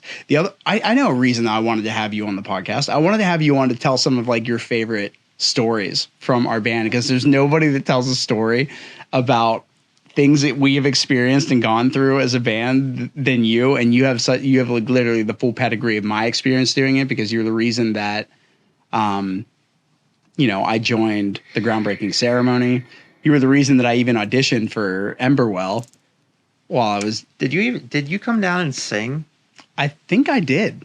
Oh, you came to Jeb's house, didn't you? Yeah. Yeah. I forgot about that. And then I've told the story on Jordan's podcast, and I told it yesterday. I had to tell Sam, but like him not wanting me to join the band because he felt threatened was like so ridiculous to me, because I was like, dude, I'm learning. Like, I don't know anything. I just had charisma. And he was like, that threatened him because it made him feel like, you know, he's going to be a good front man. And I want to be the front man. Yep. And, you know, and then when we kicked you out of, well, there's no we to it.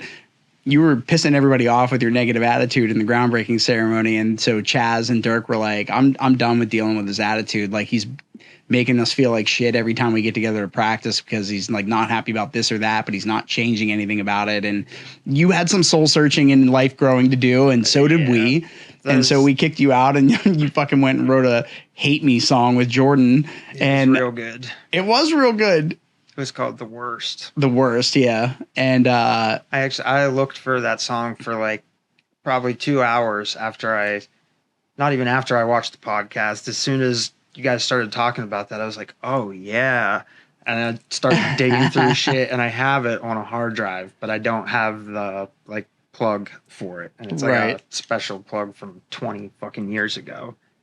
Well, But I all have the it same, somewhere. I'm glad that like we work with Jordan in like that professional capacity now. Like it was nice that we were able to bring him in to do like a lot of our mixing and mastering, and that we had a intervention yesterday with me that I need to start comping my own vocals and doing stuff because he was like, you know, you need to learn to love that process. And like, no, bro, I'm time management guy. Like if I were just doing audio, yeah, I would have to take time to do it. But if I'm shooting the videos and editing the videos and setting up the backdrops and building the backdrops for them and doing the storyboarding and handling the socials and handling all of our online presence, like, no, I'm not going to be doing that also. It's a time management thing. I don't want to spend 6 hours doing it. I know I could.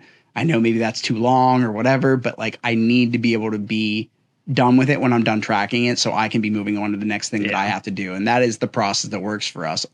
And it just is what it is. And I trust his ear with my voice. Like Jason and him both hear things in my voice and have pointed out things that I do that I didn't realize I do. And I don't know maybe necessarily who influenced them, but they're a part of how I sing and how I approach the things that I like to sing and how I lyric write or whatever.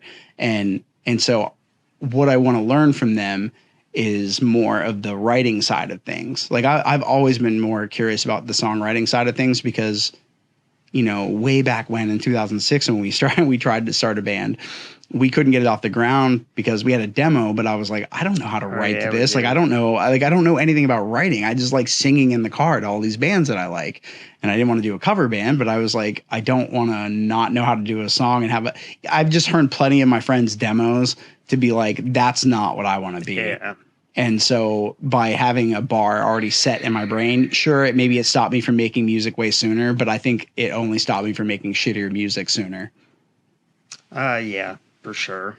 And so then we get out of, you're out of the band. And then right before we have to go into the studio for 2012 to get our record done before we go out for Warped Tour that year, Chaz is like, feeling kind of jaded because we weren't really given the whole tour to perform like we were told we were going to be. So he was like, I think I'm just going to kind of focus on, you know, my life and doing what I'm going to do. So he left the band and I was like, hey, like Chaz left the band. Do you think maybe you'd want to come in and rejoin, Nick? And you were going through your breakup and you were living with a friend's house and we randomly met up at a Denny's again. You were home for Chris's funeral. Yep. And we got together and we sat down and we talked and you were like, I mean, let me think about it. And then like you were not even a couple days later, you were like, all right, yeah, fuck it. I'm in. Let's do it. Well, actually. Oh, yeah. This is why you're the story guy, dude. I misremember shit all the time. Actually, I said no at first. And the reason that I said yes was all Jordan Kretz. Really? Because that's when I still worked at Phillips. Yeah. And what was he doing there? He had like I think he was like writing AIs or something like that. Something along those lines. But he had his own little like cube that was down on the end of like a manager's row. So when I would walk into the factory, I would walk in and that manager row of cubes is like right there. You have to walk through them. So every day I would just go through and walk down to his cube and shoot shit with them and then go to work. And I came in and we were talking and he was like, so what are you doing with the band, man? You out of here? And I said like, because we had Warped Tour was coming. Like we had, like that was a reality. I'd already ordered our tent. We had things that we had to go and do and pick up. Like we knew the first dates. It was like, this is our plan when we have to leave. Yeah. I think this was probably like 2-3 weeks after we had talked, maybe a month. And I had said like, no, like kind of restarting life here and job's not bad. Everything's like, okay. I don't know if I want to have money for the first time in my life. And I don't remember like verbatim, but he kind of just like looked at me and he was like, dude, what the fuck are you doing? And I was like, what? And he was like, man, you owe it to like everybody that has played music in this scene. And like, you get to go do Warped Tour. Like, even if you get to go do that and come home and the fucking band breaks up, like, you got to go do that. And he was like, look at your life right now. You and your girlfriend just broke up. You work at a job that, like, pays the bills, but you're not fucking happy. Like, what are you doing here? Get the fuck out of here.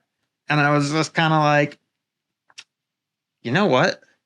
You're fucking right, dude. And I was like, I'll be back. And literally walked out and walked down to my boss's cube and went, I'm going to be done in the middle of May. And he went, what? I'm going on tour. And that was that. Yeah. You joined, you cashed out like your. That was still like 3-4 months out. Yeah. So I think he was just kind of like. Chris passed in February. Okay. So I knew by end of March. So you basically knew like a month and a half in advance that you were going to be leaving. And I think once we got down to like maybe 2-3 weeks before it was time for me to go, and I still was like, yeah, I'm fucking out. Everybody around there was just kind of like, I think there were a lot of people that were like, that's fucking awesome. But there were a lot of people that were like, this fucking idiot. Like, you are a moron. And yes, I am. But nobody's ever going to understand what it means to kind of give up safety and security to chase something like this. It's not easy for a lot of people to do it. And that's why a lot of people don't do it. yeah, I have said for a long time, like, yeah, look at Zane. He graduated, went to college, spent a whole lot of money on an education, and I kind of went the other route that not a lot of people take. And not to shit on either route, nothing wrong with either one, but down the road here, I got the kid who went and spent all this money on college, and me who just did the band thing and worked to support band thing. And 10-15 years later, we both work at Jersey Mike's. Yeah. So, right. You know, it doesn't fucking matter. It's just. Yeah. Well, you think like there's so many different artists that have day jobs, and that I think that gets like a negative stigma. It's like, if you're doing that, then you must not be successful at this, but that's not the metric for it. Like, if you think success means you're only doing music and that's the only way you're doing it, that's you can't be in music for love of the money, or you're going to have a very short career. Cause like, that's just not how it works. Like, the money doesn't flow around. We like that. also, I think, came up, I guess it was probably a lot specific to our scene too. And when I say scene, I think the easiest way to go there is just kind of like warp it into what I've called the Warped Tour scene. Right. Which is just all of it together. And for that particular scene specifically, we kind of came up at a time when it was pretty normal that bands were getting signed in their teens and like early 20s. Trevor was signed at like 13 or 14. Yeah. Like I saw him for the first time at like 15.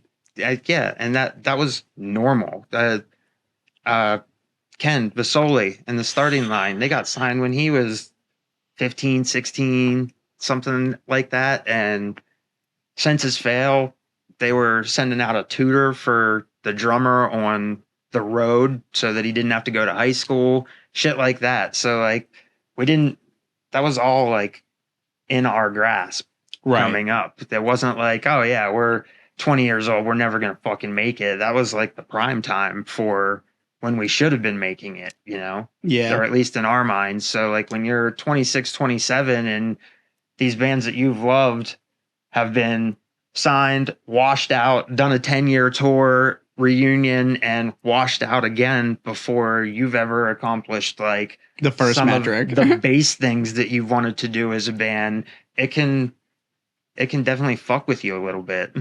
Yeah. So then we went and did the record with Paul Levitt in Baltimore. Yeah. And I was just talking about him like yesterday, I think. He just played drums on somebody's record recently. But then after we were down there, he was doing some stuff with All Time Low again. He was doing stuff with The Dangerous Summer. Like right after we left, they were making like a comeback for their next album the time. Not that album. Not that album, but the last album they did was very good. And then we have one song that is like, we choose to be the single for the album. We put it at the front of the record, the EP. And we go and we film the music video with Don at Woodward, at Camp Woodward, here in Woodward, Pennsylvania. We had Don Hampton got us in and got us access to the media warehouse room.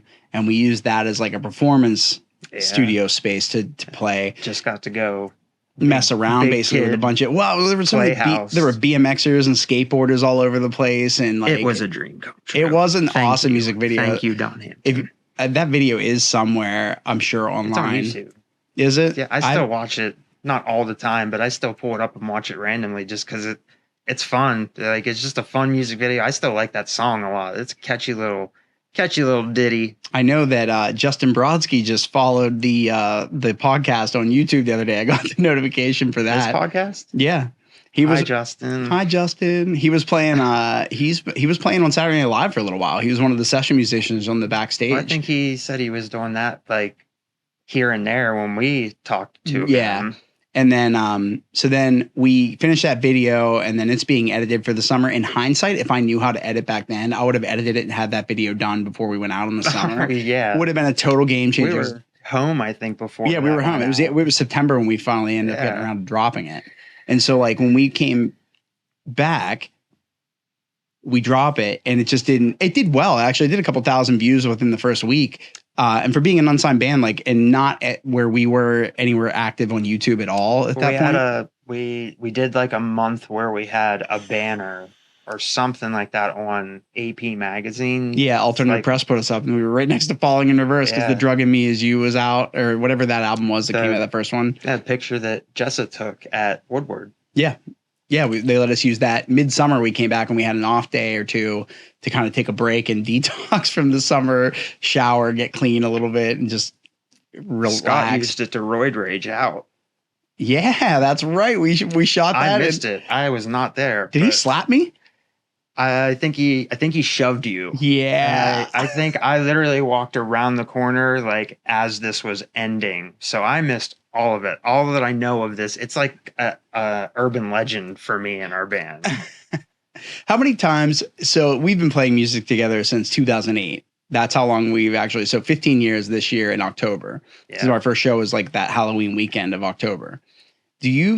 How many fights do you think you have witnessed within the band, like that you had to interject and stop from happening?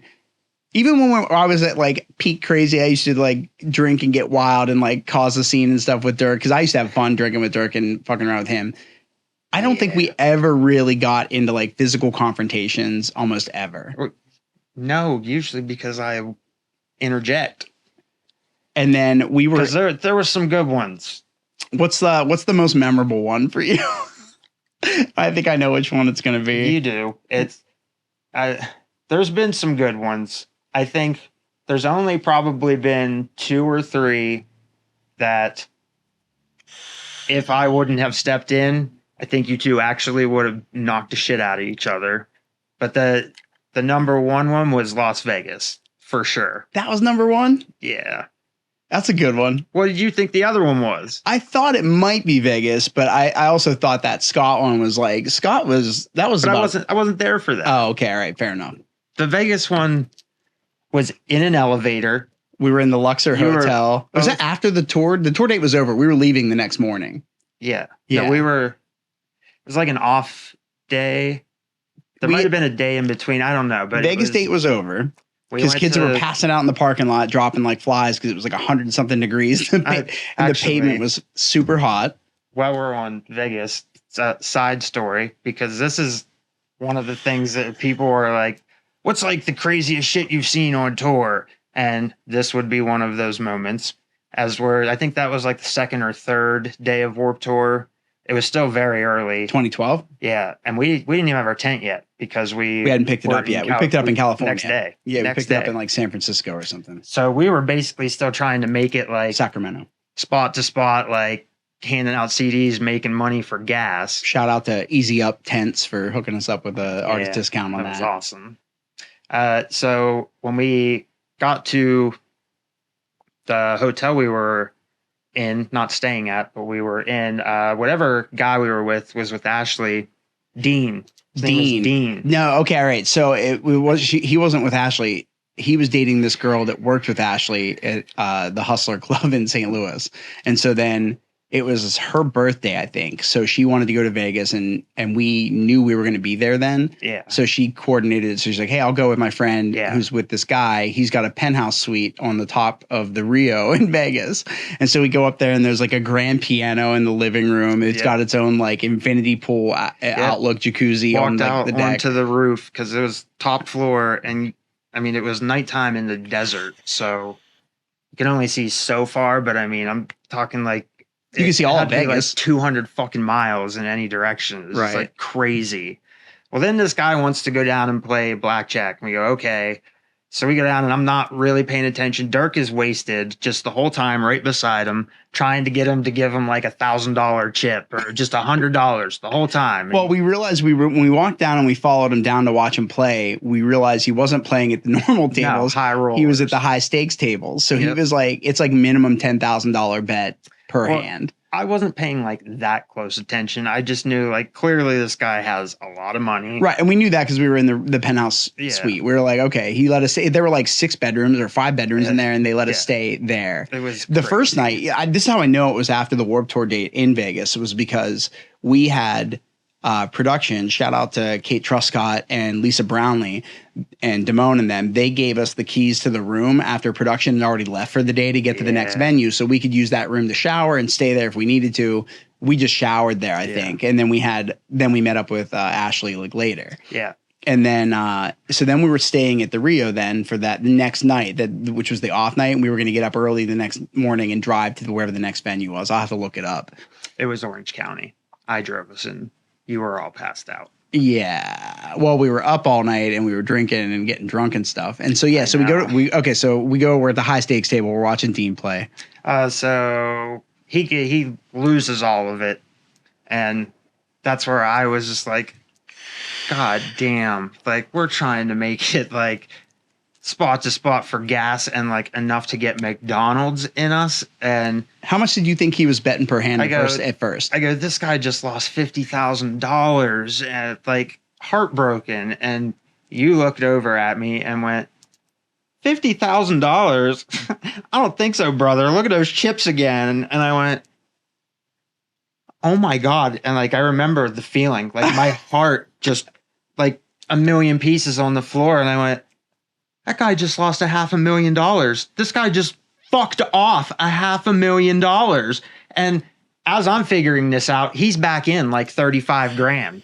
And then tells Dirk, yeah, if I win, I'll give you guys $1,000 chip. So then Dirk is just drunk Dirk, like, oh yeah, go on, Dean. Dean's my best friend, man. And he lost all of that. And then gets up, goes, yeah, I'll see you guys tomorrow night. Like he just lost $100. Maybe. And like walked away like it was fucking nothing. Like I just watched you lose $534,000 and you don't give a fuck. That's crazy to me. That's still talking about it is fucking insane to me. And then the next night we are okay. So then immediately following that, we go to leave. You two are fucking hammered, and I have no idea what you were even fighting about, but you're just back and forth, and it's kind of just going more and more. And we all step into this elevator, and I don't know who did what first, but a constant argument when they argue about anything is who's the bigger man, and you don't want to fucking get into it with me and knock your ass back into Sunday. And yeah, I'd like to see you try it, fucking pussy, all the time. Well, one of you kind of like did this to the other one, and then the other one fucking did it back, and then the other one into the wall. And that's when I saw both of you, like chest pops out, shoulders go broad, and like the eyes, and walked in, and I went, nope, and arms went through me. And that's when I don't remember what the fuck I started saying, but I just started screaming like in this elevator. Just the three of us. By the time Scott was in there, and Scott was there too. Okay. I thought might have been it. Yeah. I think it was just 4 of us then. And by the time, or what was his name? He was with us. Guitar. Mike Baker. Mike Baker. He was with us. That was probably real eye opening for him. By the time that fucking door opened though, nobody's saying shit. And I was like, out in the fucking van, let's go. and got in Sun's a van. coming up in Vegas. We've been Yep, up all it's like night. 5 a.m, and everybody in the back. I was in the front by myself. Went, get back there, shut the fuck up, pass out. I don't give a shit, because I think I had a drink or two, but I was the only one sober because I was driving into California. And that, I think 10 minutes, everybody's fucking out. And I peacefully drove into Orange County, California for the first time by myself. You remember the night that we decided to get Davey Hoog to come with us from Freshman 15? Yeah, he just called and quit his job. He's, yeah, I'm going to go on tour. Fuck off. Bye. And that, Dude what was happened. wild. Yeah, he was a good time. What was the name of the bar that we went to that night that he took us to? He's like, you guys got to go to this place. Redneck Heaven. We met a guy named Rooster. What? Yeah, that's his name. His name is Rooster. And his bud. I don't remember this. They were the guys that got us to do the shot with the fish in it. Oh, the minnow. Was it tequila or something? I don't know what the fuck it was that had fish in it. Yeah. It didn't matter. Yeah. We did And that I didn't shot. want to do that. I felt so fucking terrible for that fish to this They dropped day. it in. It just like rise a few times and then it's dead. Yeah. Like it's just inhaled alcohol and I died. felt terrible for that fish. I was like, why is this a shot that you do here? Like, I don't even remember what the name of that shot. We're going to have to look all this up whenever we're No, done. because they were giving us shit.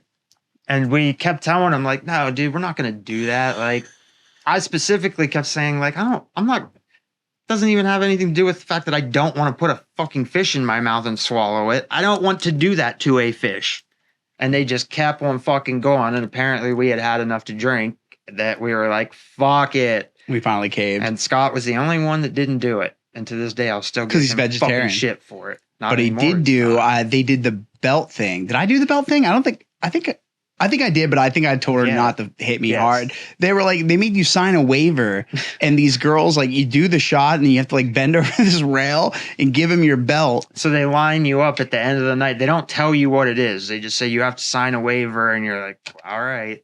So they wait until you're good and fucking wasted, and at the end of the night, take you out to that front of the restaurant. And they have a line of chairs there, and you don't sit on them. They're backwards, and you lean over them. Okay, all right. And then they go down the line, and they give you like whap, whap, whap, and then on to the next one.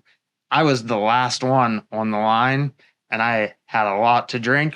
I was very single, and all of these hot girls all around smacking Gassing these you asses. up. So they get down to me, and I turn around, and I remember looking at this girl and going, I want you to give me everything you fucking got, like Jose Canseco, that shit, girl. And she Did you went, have a studded belt? I don't fucking know. I know she went, are you sure? And I went, yep, give it to me. That girl fucking backed up and took like 3 steps in. She hit me with everything she had. I have a picture somewhere where I like pulled the back of my shorts down. It looks like I have like a 3rd-degree burn next to my white skin. It was fucking insane. That girl had to have like trained for that shit. Like, Yeah. she loved it. She thought it was hilarious. Jose Canseco, that shit. That's what I Yep. remember you saying to her.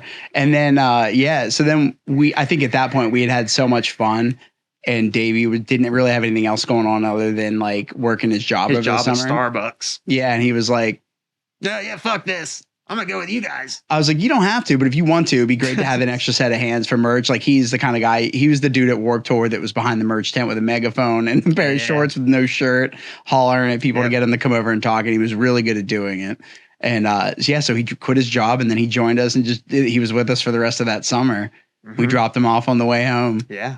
And then there was something else. Somebody else got into a fight that I thought you might talk about. It It was was that night. It was right after the belt thing. Scott and Dirk got into it. and Dirk and I never fight. Like, we have always had such a great relationship. So the fact that he and I almost got into it in Vegas, I don't know what it was. We were just drunk. We were both super, super drunk and then talking shit. And we finally let it build Ashley. That's what it was about. It was about Ashley. because he didn't want me with her. And I was still along something those like lines. that. I don't know. He was Yeah. just, and I was like trying to be like, look, like, just because you don't agree, that doesn't mean you got to be like that or whatever. But that's pretty on par. Yeah. So then what happened the next night with Scott? Who he picked a fight with Dirk? So Scott and Dirk that night, this is definitely this is probably outside of Boss and Scott, because they actually fought like before I could get to them. But this one, if I wouldn't have been there, Scott would have died. Dirk would have killed him. I don't know what they were even fighting about, but they, like you two, like going back and forth, and Scott will always back down, never gets like manly, but he had been drinking, so who knows what was flowing through him. And he got to a point where Dirk said something to him, and Dirk would just fuck with him because he knew he could.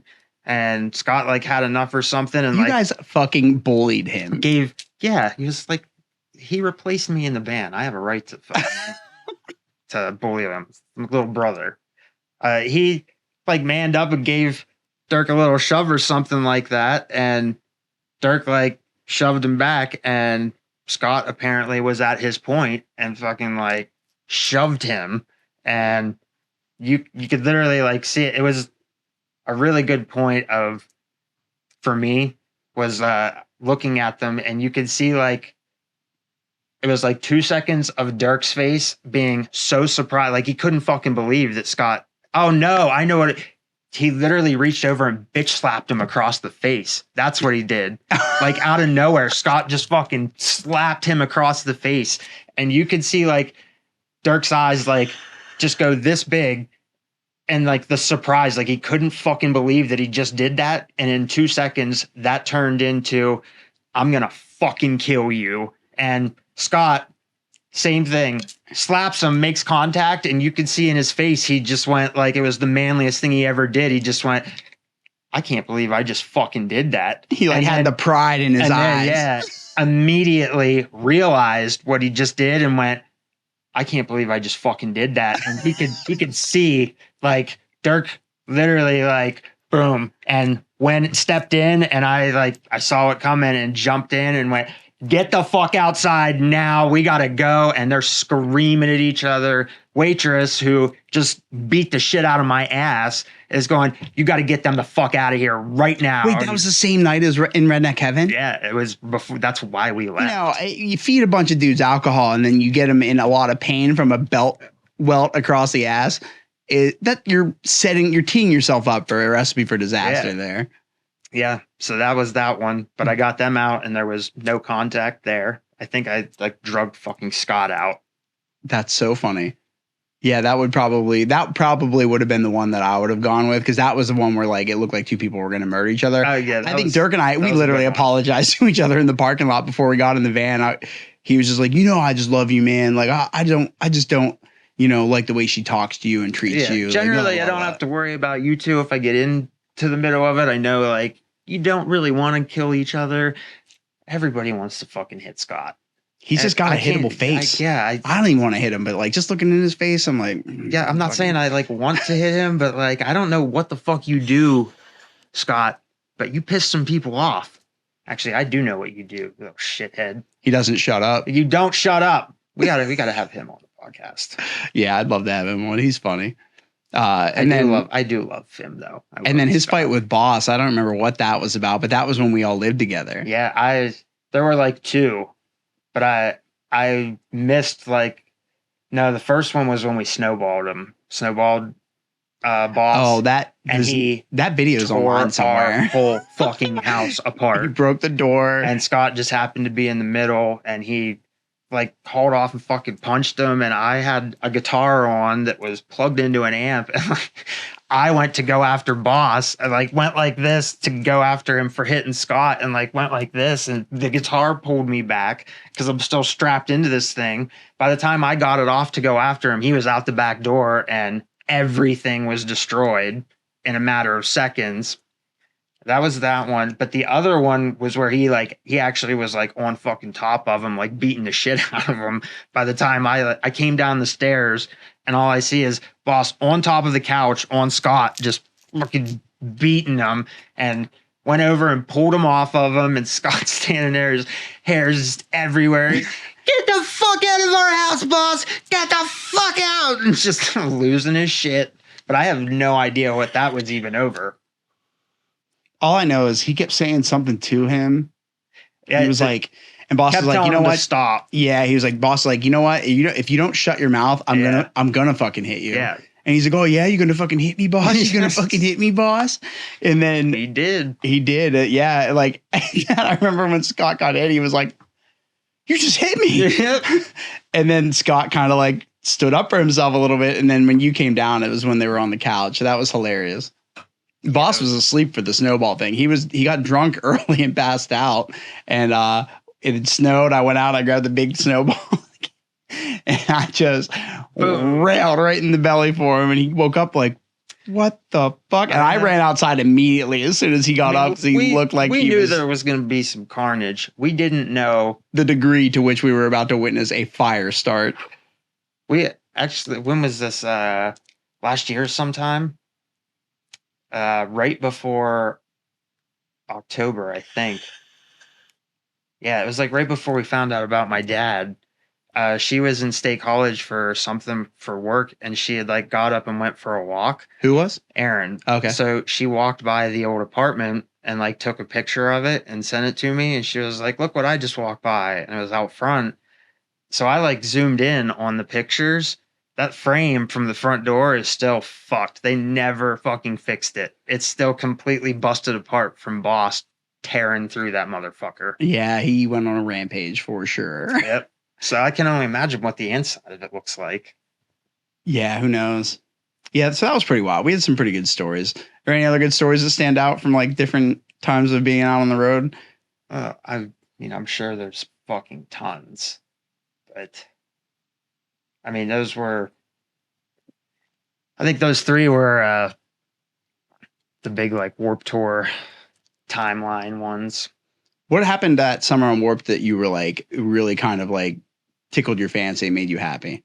Like for me, that was the summer I got to sing for Lost Prophets because Ian didn't show up that day and I got to sing their set. Did you see me play that set? I don't even know if everybody even knew that I was doing that. Nobody did because that was like the third to last day for us, something like that. And so it was like end of the tour. Towards the end of it, we were in Florida. It still goes north and then it started to go west. We left after, I think, like Minneapolis, I think was like the last date that we did. Everybody was tired, like not just us, like the whole tour like had reached that point where everybody's so happy to be there, but you're kind of just like, we're done. Yeah. And then after Minneapolis, the tour went to like, it did 2 dates. It was like Oregon and Seattle. And for every band that's in California, that's not a big deal because you just go back there and when you're done, you drive back down south. If you've got a bandwagon or a driver or whatever, he drives it from there back to Indianapolis. That's where most of the bandwagons come out of.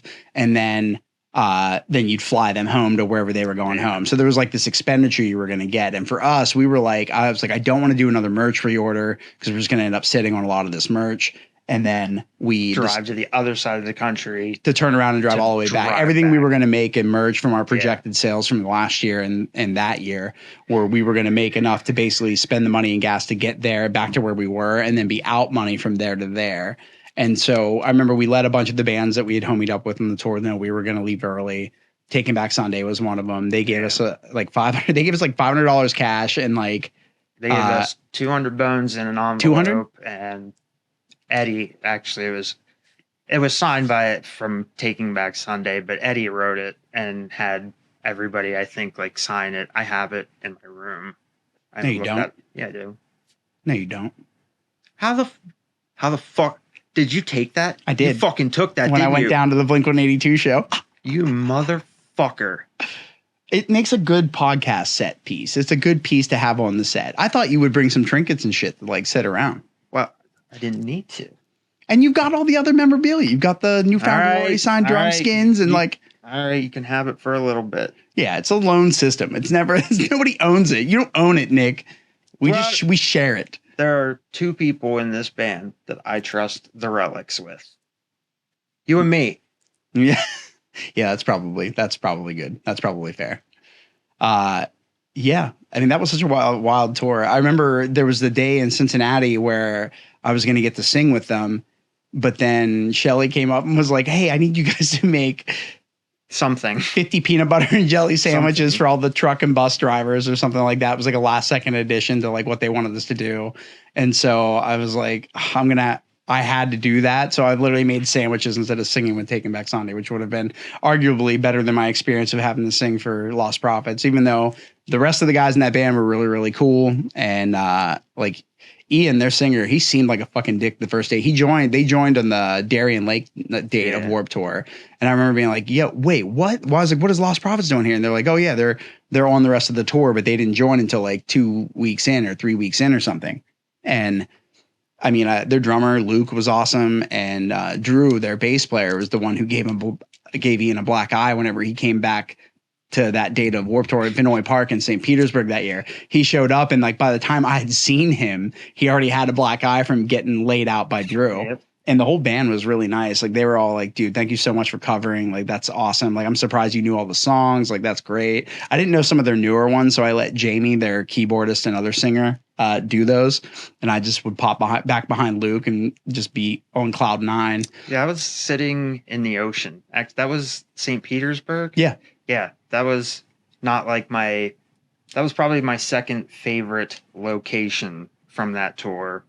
And it was just the end, and the place where the tour was kind of on this like embankment that out around the end of it, like wrapped around the ocean onto the beach. Yeah. And so me and Scott went down, just like we set the tent up. Somebody was there, but we were just like, fuck it. We're out. We're going to go be on the beach. Right. And I like sat in the ocean. And then when we got out, I remember picking up my phone and being like, Jonnie is singing for Lost Prophets. And Scott, wait, what? What's going on? But it was, I don't know, hour or two after already. I remember Austin Carlisle was on the tour that summer. He came up to me and was like, yo, man, like I saw your set with Lost Prophets. He's like, that's awesome. Yeah. I was like, holy shit, Austin Carlisle knows who I am. Yeah, that was such a wild tour. I wish that like there was a way to kind of I am glad to kind of see that it's over for now. I know Franz bought the rights to it. Yeah. So I think there's like a clause of like 5 years after the end of it, he has to wait until he can do another one. And I don't know if he'll bring on all the same like infrastructure, like Forfinney and the staff to run it, like Lisa Brownlee and Kate Truscott and all them. But shout out to them and Damone for like always taking care of us. I remember like Lisa likes vodka. So I remember when we went to the Orlando Date of Warped Tour that year, I remember stepping out of two things. I remember stepping out of the van and getting bit by fire ants fucking right away because of where we were parked. And then I remember going to the liquor store at some point that day to get her a bottle of vodka to be like, hey, like, thanks for taking care of us. I really appreciate you. Like, I bought a handle of Sailor Jerry's that night. Yes, you did. Remember people were jumping off of the pier into the water where the alligators were? I do. Davey did it. I did it. You did it too? Fucking wasted. Wow. That's the dumbest thing you've ever done. The drunkest that I have ever been. Like, I made an ass out of myself to Sierra Lyman. Just made an absolute fucking moron out of myself, and thankfully ran into her the next day when I had the worst hang. I have no fucking clue. That somebody else can tell you. Scott maybe was there. I don't remember who was there, but something. I think one of the things that I asked her was if because she knew or was friends with Jacob Knoll, the Brad Knoll's son. Oh, They like went to school together and they were friends, or she knew him. And I thought that was just like the coolest fucking thing ever. And the one thing I said to her was like, yeah, when you go to school, do people like treat you differently because you're like Kevin Lyman's fucking daughter? And no. And she entertained it phenomenally, apparently. She's a class act. I saw her the next day and I was like, Sierra, I am so sorry. And she just laughed at me. She was like, it is absolutely fine. It was so funny. Like, she thoroughly enjoyed my dumbassness. So it's been funny to watch her grow, because that was the last summer she did on the tour before she started college. Yeah. And so like we've kept in touch over the years. Like I've like kind of gotten to see her go through her undergrad and college years. And now like she's out in the real world. There's like a part of me that hopes that she will kind of pick up the reins in some way. And not that I would want she may not want that for herself. So I wouldn't ask that she do that just for, my sake of like seeing that pedigree stay involved. One of the things that I remember us talking about with her was, because I think that was kind of like a thing, was people were asking her like, are you going to take over for your dad? And I remember saying like, maybe, like, it's not that she didn't have an interest in it. There were just like She just wanted things that she wanted to do. Yeah. And I remember thinking like, that's pretty cool. Like, yeah, good on her for being that Yeah. age and having that on her show. Your dad started Warped Tour, Yeah. and you could potentially take over the reins of it if you wanted to. And she's like, I want to go see the Yeah, world a little bit and do like- some soul searching and see what I want to do before I decide to do something like Yeah. that. And I respected that a lot. Do you remember when we were at the Broncos Stadium in Denver and you were talking to you were talking to Kevin or Sully about Sublime? Kevin. Yeah, yeah, you did. That was the first night you met and Yeah. talked to Kevin. That's right. Yeah. That's the only time I talked. Well, now I talked to him a few times. Yeah. Talked to Kevin because Brad Noah is still one of like my musical heroes. But at that time I was like kind of rediscovering Sublime and kind of really like finding out how much he like meant to me. Right. And so when Is he one of your musical influences, would you say? Brad, Yeah. yeah, him. He was one of my brothers too. I mean, I remember Brandon, my older brother, whenever he would come home from California in the summers, his mom moved out there. So he moved out there with Ariel, and I think Candy moved out for a brief period until she graduated. Didn't his band play at the Palace, like where they would play all the time? The Phoenix Theater in Petaluma. Okay, yeah. In Petaluma, California. Yeah. Sublime was gone at that point, but I remember my brother used to come back and it was like all the records I got to listen to because he came back and shared them with me. Like Green Day's Dookie had come out and I remember him playing that for me in the basement of my parents' place in Pleasant Gap. And then Sublime, he was big into Sublime, and then his band, Go Time, was opening for the Long Beach Dub All Stars. Yeah. And that was like their Sublime's project after Brad had passed away.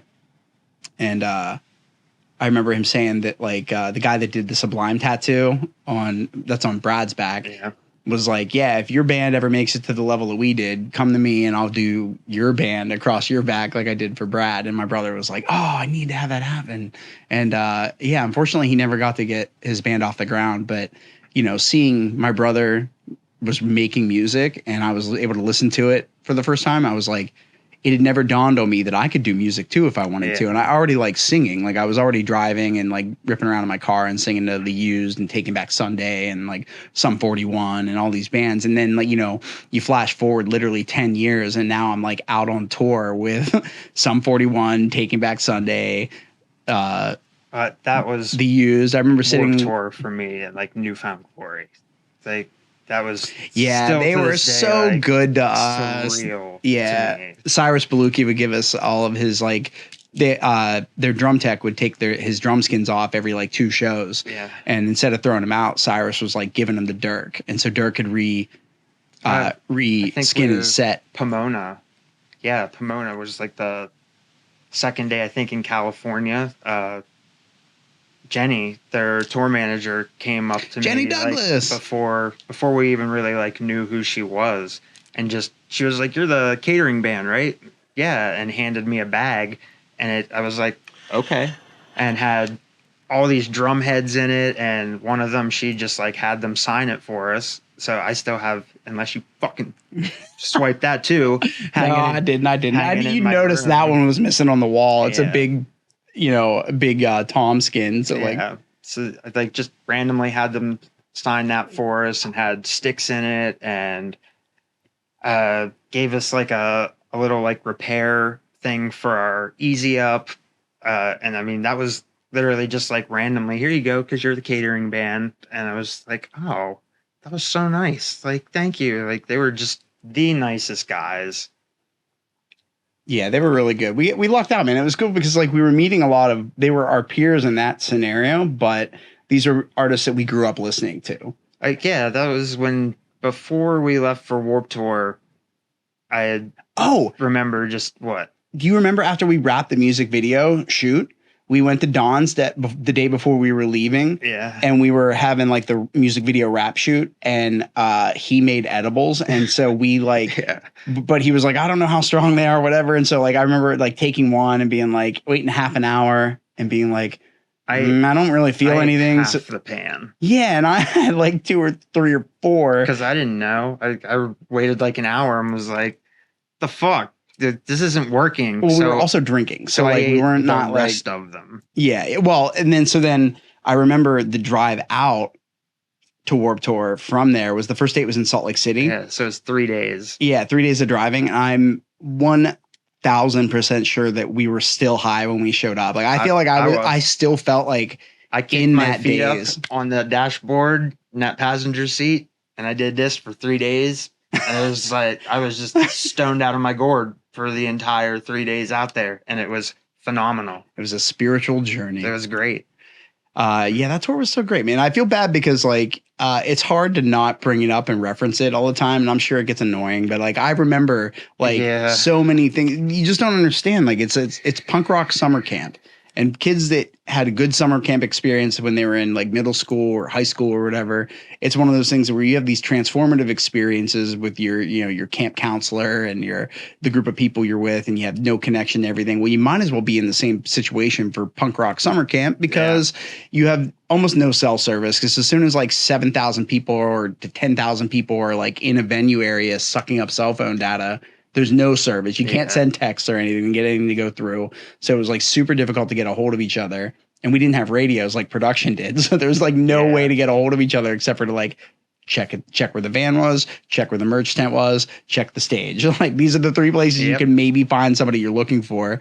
But we were like nomads, dude. We're just running everywhere and going and seeing like, we're watching artists that we like, and we're I remember watching the Used for the first time backstage in New Mexico, and just being like blown away at how like energetic they were live. Still like at this point, probably 15 years into their career, like performing, and just being like, this is insane. These guys are so good live. And it was just hard, right? Because like I'm like watching all these people I grew up with, and they're out there, and like you could just see them later. Every Time I Die is doing the barbecue. Yeah, they've got their own little drink tent, and they're like, they set up and they're like, that's the tent you go to if you want to have a really stiff drink. And then they would back in their trailer or whatever, their bus, and then unload all their weight equipment. And because they were ripped, those dudes are so stacked. Their one guitar player looks like a professional bodybuilder. I don't know if he still does, but he looked like a pro bodybuilder for sure. I don't remember where we were. Where was it? Kansas City, I think. In that wooded area, it was like a smaller venue. It was. So here's the thing: like a lot of people don't realize, like Kevin wasn't really making money hand over fist on Warped Tour. Like it relied heavily on the nonprofit support, because you've got to pay out. By August when the tour is wrapping up, he's booking the headliners for the upcoming year. Yeah. And so he's filling out the rest of the stages clean up until like November, maybe December, a few stragglers or whatever. And so I remember at the Gorge Amphitheater date asking him questions about like, do you make like a shit ton of money off of like the merch and all that stuff? He's like, we have to sell merch just to get closer towards break even, because when Live Nation started buying up all these amphitheaters all over the country to kind of like, first off, these venues needed Live Nation support to get them up to a certain level of being able to go and enjoy a show in the first place, especially with the amphitheater setup. That doesn't pertain to Warped Tour as much whenever all the stages have their own PAs and stuff already in there. Their own, every stage has its own sound booth. They have certain trucks are meant to like block sound and stuff like that so that there's not a lot of bleed, even though it's like impossible.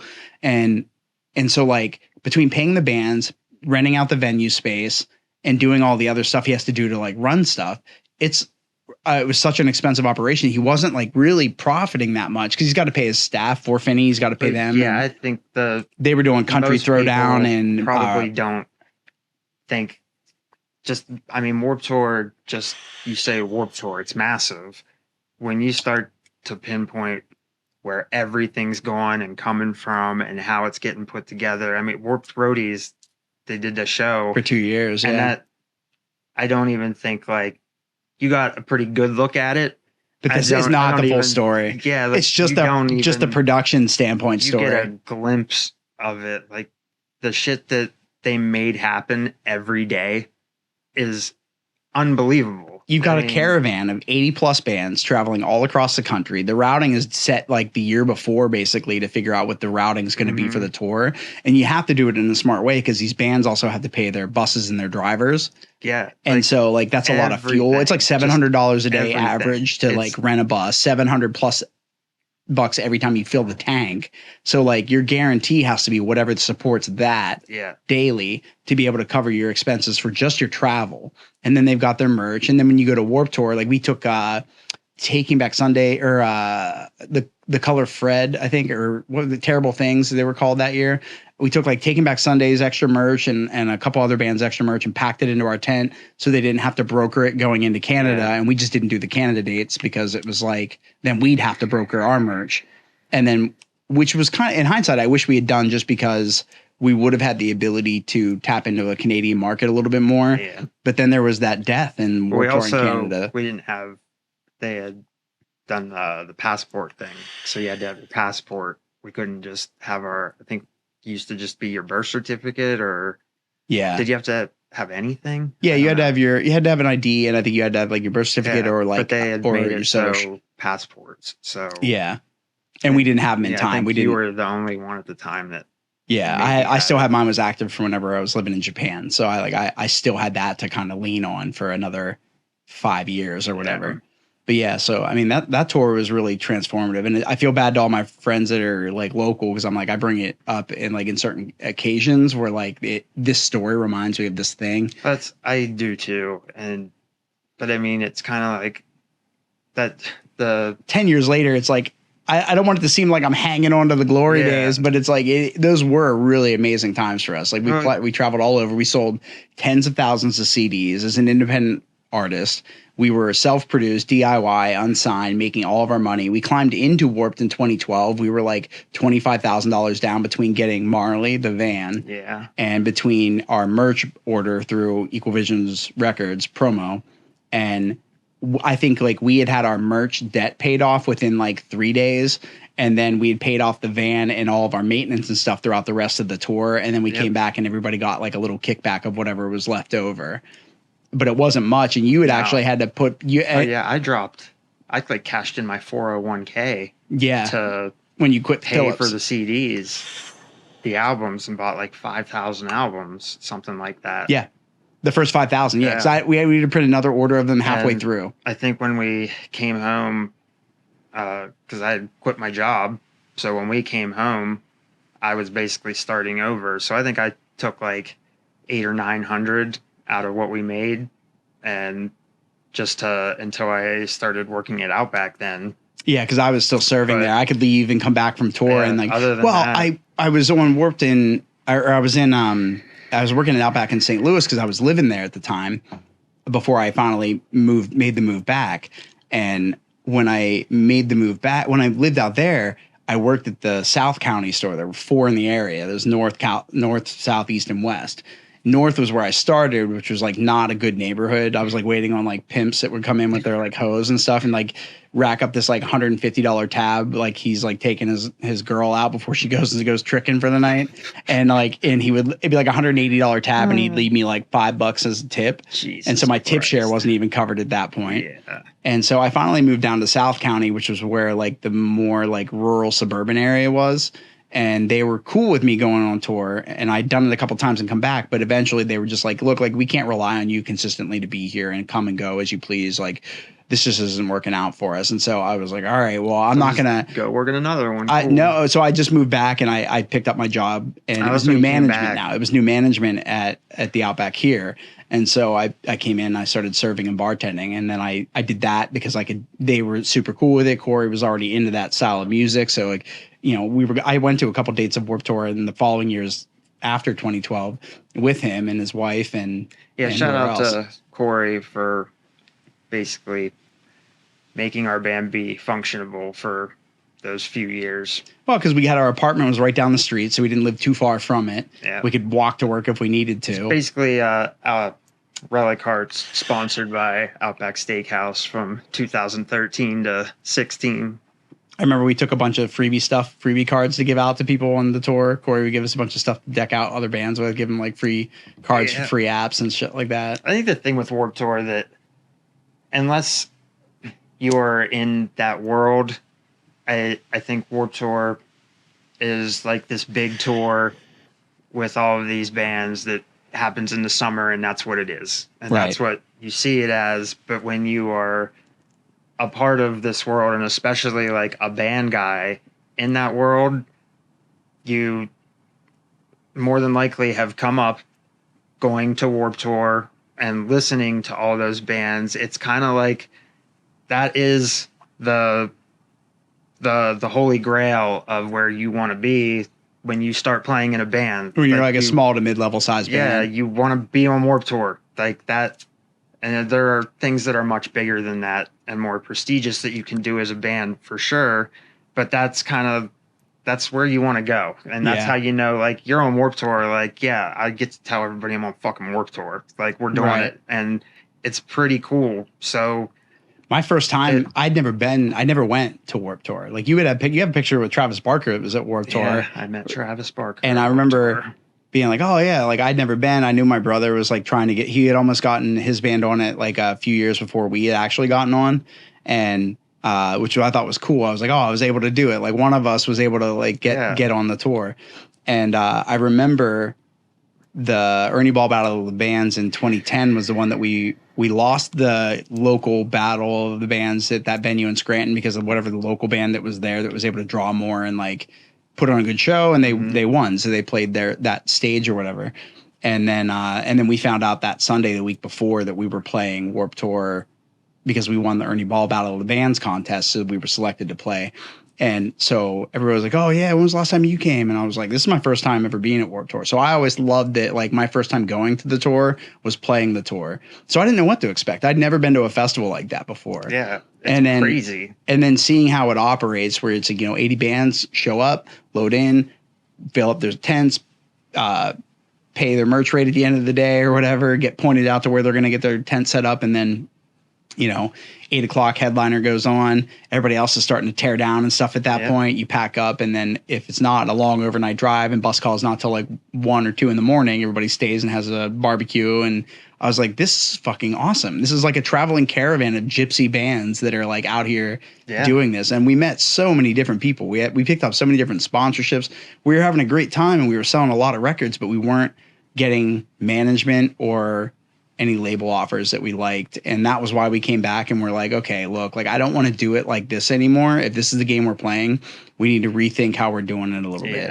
And so I was like, so I don't want to do this anymore. You guys can keep doing it if you want to. I'm going to start this other project and I would love you guys to come with me and do this and like revamp, but I'm like, I'm not going to force anybody to. Everybody's got to kind of agree that this is the direction they want to go if this is the direction we're going. And you and Dirk and Scott were like, yeah, like let's do it. And so then we started Relic Hearts before it was named. We just went up and we started demoing stuff that winter. And then we took those demos. I did the co-writes with Ronnie. And then we came back and we started getting those stuff shooting videos for that in the late spring to get ready for the releasing over the summer. Yeah. And then by then it was like, okay, now we were starting to get our feet and figure out what we were going to do. And then we get Boss passes away and we have to do this all over again. And now we're at this place where I feel like I'm really, really, really pleased and impressed with like the level of craftsmanship that's gone into our music now more than I ever have been. And I always feel like that when we're writing, but I'm really proud of Spitfire. And it's wild to me to think that I'm not sick of it after a year and some change of really writing it and rewriting it and reimagining it and remixing and redoing this and retracking this. And now it's like, it's done. And I'm not sick of it. And that's the first time that's ever happened because usually you're just drilling it in the studio like hundreds of times. And then by the time I'm done with the music video, dude, like I've edited and listened to the song no less than like 1,000 times on my own. If I can monetize the amount of times I have to listen to it, there'd be a paycheck and royalties from that. And so I'm really glad that now that's done and we've kind of gotten this process worked out and all the gears have now been lubricated and they've been shown how they are going to move and how things are going to operate. And now it's like, okay, we just got to keep repeating this set of processes to get us to the finish line for every song that we have started that we haven't finished yet. Yeah. And we're well on the way now. So I feel like we've definitely gotten to the point where we've gotten it ironed out how we're going to operate and do it. Yeah, we're getting there. I like Spitfire a lot. To me, the when you hear the beginning of that, like after it busts in, the first time I heard it was like right after you sent me and Nate that vocal tester mix. No, it was like the Tom Morello like class thing that he put out. Yeah, and yeah, you like yeah. sent us a thing to it, and The master class he did on Nate on, like Guitar watched Time. that, and I don't know if he had been like writing that before that, but I know like I had heard it and he had sent it to us like right after you had sent us that, and as soon as I heard that, I went, "Oh, Nate's been listening to that fucking Tom Morello shit," because it's like that guitar in the beginning of it just. Well, the original right did away, sound like that. Yeah, It right now away I evolved. was like, "Oh shit, this is fucking great." Well, it started out on the 6-string on his Telecaster right after he bought it. It was like the first original demo he tracked after he got that Telecaster, and he got the one he wanted. And so I remember being like, "Oh, this is so good! Like, I want to be able to keep this. Is there a way we could transpose this over to the 7-string just to get some of those heavier undertones to the guitar?" And he was like, "Yeah, I don't know." And then after we'd done some remixes and gone back and forth, he finally did. So now the new version is that blend of 6-string and 7-string guitar with all the appropriate like accoutrements and layers and ambience in it. And I mean, that it slaps. That song is like a banger. The first time, like definitely as Relic Hearts, I think that I've heard like a demo, and it was like something different. Like, I don't know how to describe that. Like, as soon as you hear that first 10 seconds of it, it was just like, oh, like, I feel like we've kind of went from like here to here. Yeah. With like, well, and even sending it over to, management now and having them be like, yo, this is the finished version of this. Like we can do a really rock solid push for this in the fall. Yeah. So we'll have our first like radio single in the fall, which is like epic. Like I've never. Yeah. I want to have the, that thing you do moment. Right.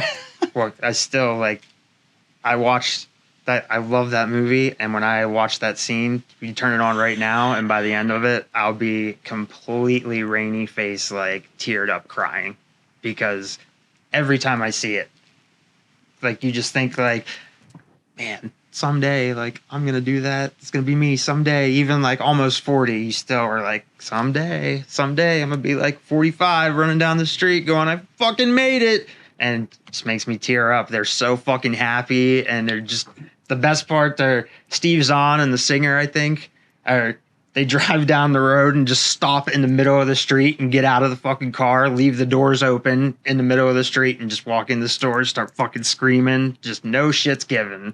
I'm really excited to dive into what we're going to do to push and promote the song. Like I want to do some pretty off the cuff stuff that like not other artists aren't really doing, and not just like in the music video sense, but in the way we can really kind of generate engagement, like on socials.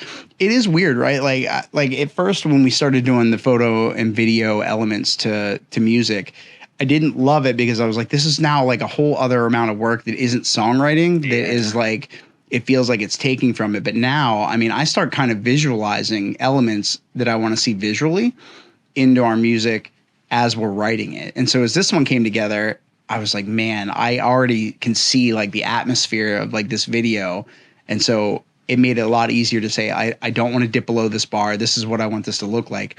That's like the professional media side of what you have to do to kind of accompany your music. So now I'm looking at like, okay, so how do we get like TikTok is probably not going to be around for a whole lot longer. Maybe like another year or two, I would imagine.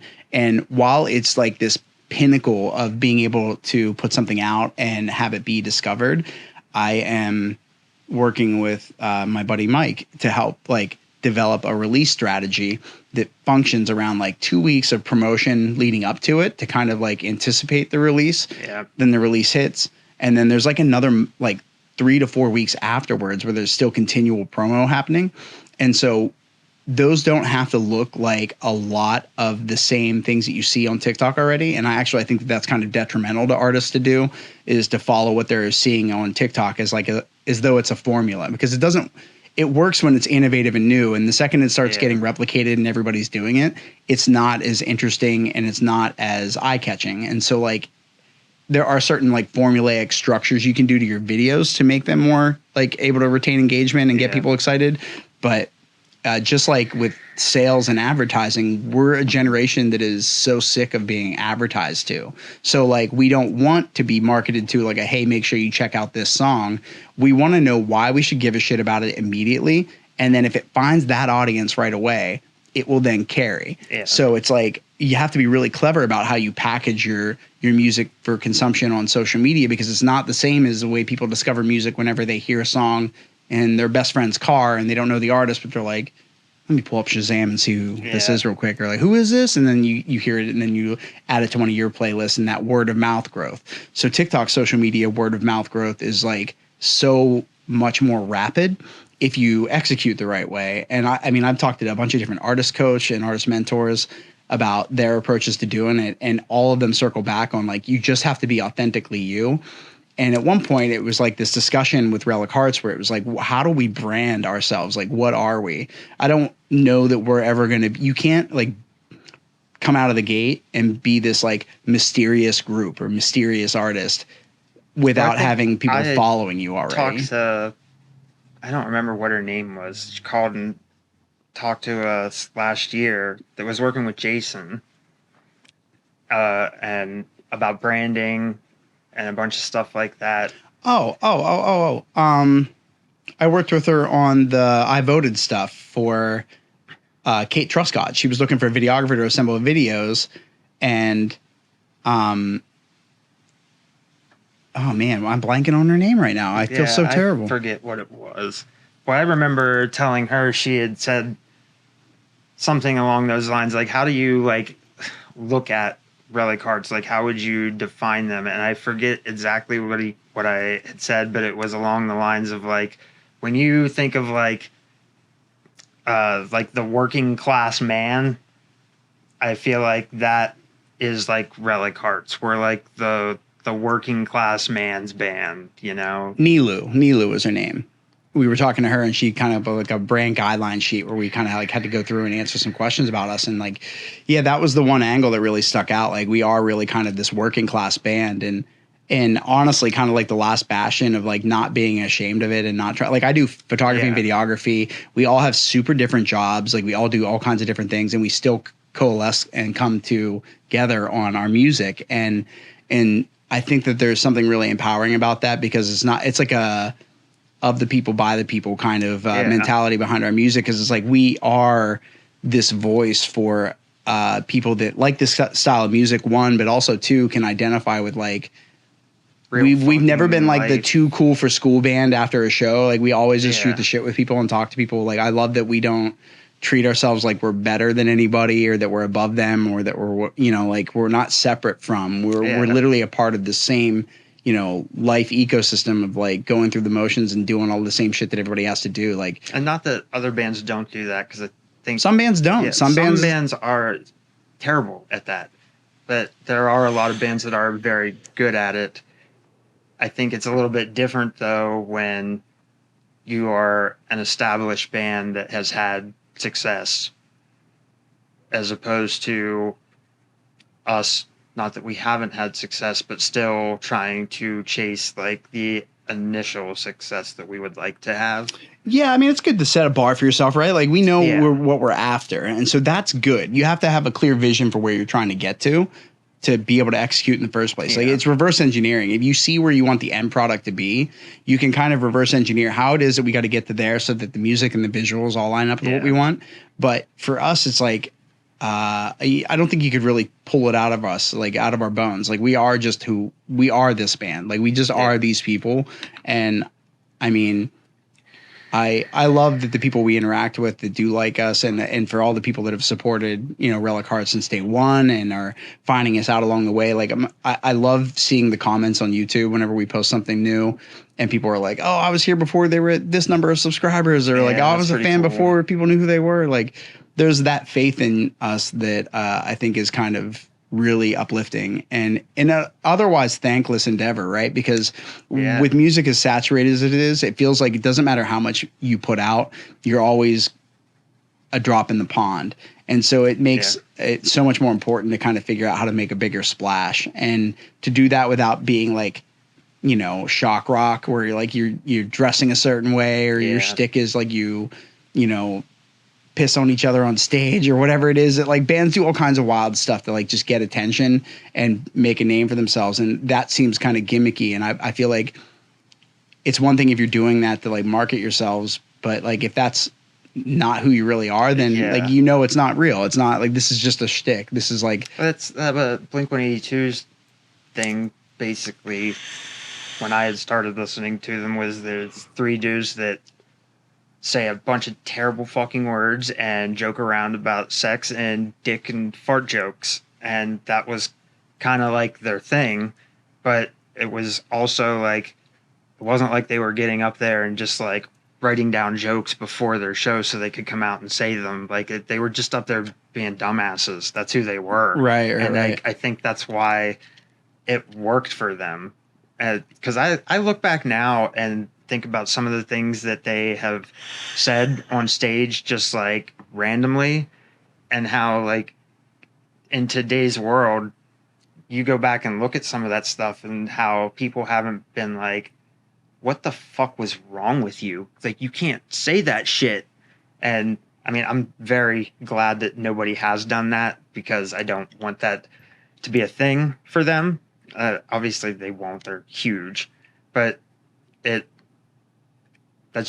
was kind of how they made a name for themselves. And it wasn't like anybody was like seeing through anything, because it's just genuinely who they were, and it worked for them. And if they weren't genuinely those people, I don't think they would be where they're at now, because people know, Right. Yeah, it's hard. Like I think about like when we first started writing these demos, our goal was get a handful of these demos done and then pitch them to Feldman to see if he'd want to do a record with us. And like we could do that, and it would be like a pricey endeavor. Or maybe he really likes it and he just wants points, and he's going to take a lot of points on whatever it is that he does. And now I think it's like, that's still something that John Feldman's still a bucket list producer. Like I would love to do even just a handful of songs with him. I would love to just be able to say that I had like the opportunity to work with him on a song. Like if we had a song that he had worked on us with, if the band ended like after that and I could say like, yeah, I got to do this song with him, not that I would be okay with the being over at that point, but that would be something that I would be very, very proud of. Right. Like it's a bucket list item for sure. Do you know, what's like your top 5 Feldman albums? Do you have top 5 or even a top 10? For Feldman, California, which honestly, like, it sucks because Tom's not on that album, but it is like one of my favorite Blink albums. Like, it's just so good. And I think a lot of that, without me knowing it at the time, was that he produced it. And I just unknowingly am hearing Feldman, and it's like at this point, like I can almost pick out when something starts playing. It has like a sound to it, and I go, "Oh, I think Feldman might have done this." And almost every time I look it up, and I'm right. That one, he didn't do the whole album, but Black Swan. No, 311 Mosaic. Oh, really? I didn't know he did that record. Not the whole thing. Only, I think, like 6 songs on it, maybe. But the first song is one of the ones he did. And I didn't know that he did that album. And it's 15 seconds into that song, I was like, who produced this? And Zane looked it up and was like, Feldman did. And I fucking knew it. That's crazy. The first record he did that I remember falling in love with was probably The Used. Yeah. And then Page Avenue, Story of the Year, was like the next record after that. That's probably in that 5. Yeah, I mean, Page Avenue definitely has to be in that 5 for sure. And then he's done a couple of records since, obviously, over the years that I was like, oh, I forgot he did that. His discography is like, he's touched a lot of my favorite records. So many people. There's so many good ones. Those are probably like the top 3, I would say. I feel like those are also like more recent too. Yeah, Good Charlotte, the one he did with them, I thought was fucking awesome.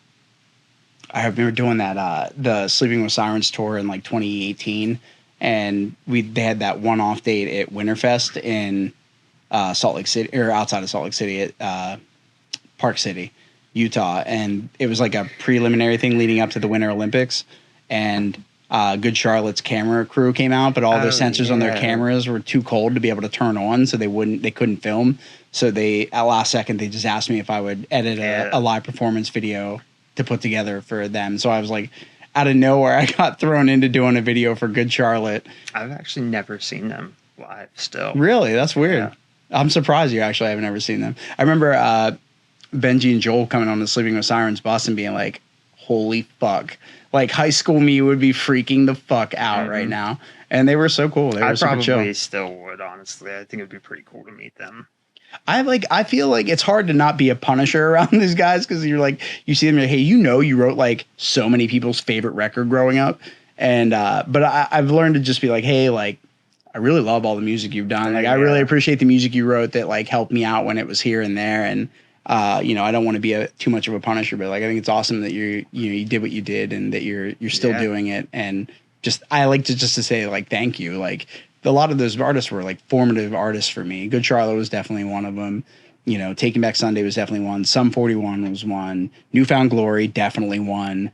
Yeah, the drive-through bands were my thing.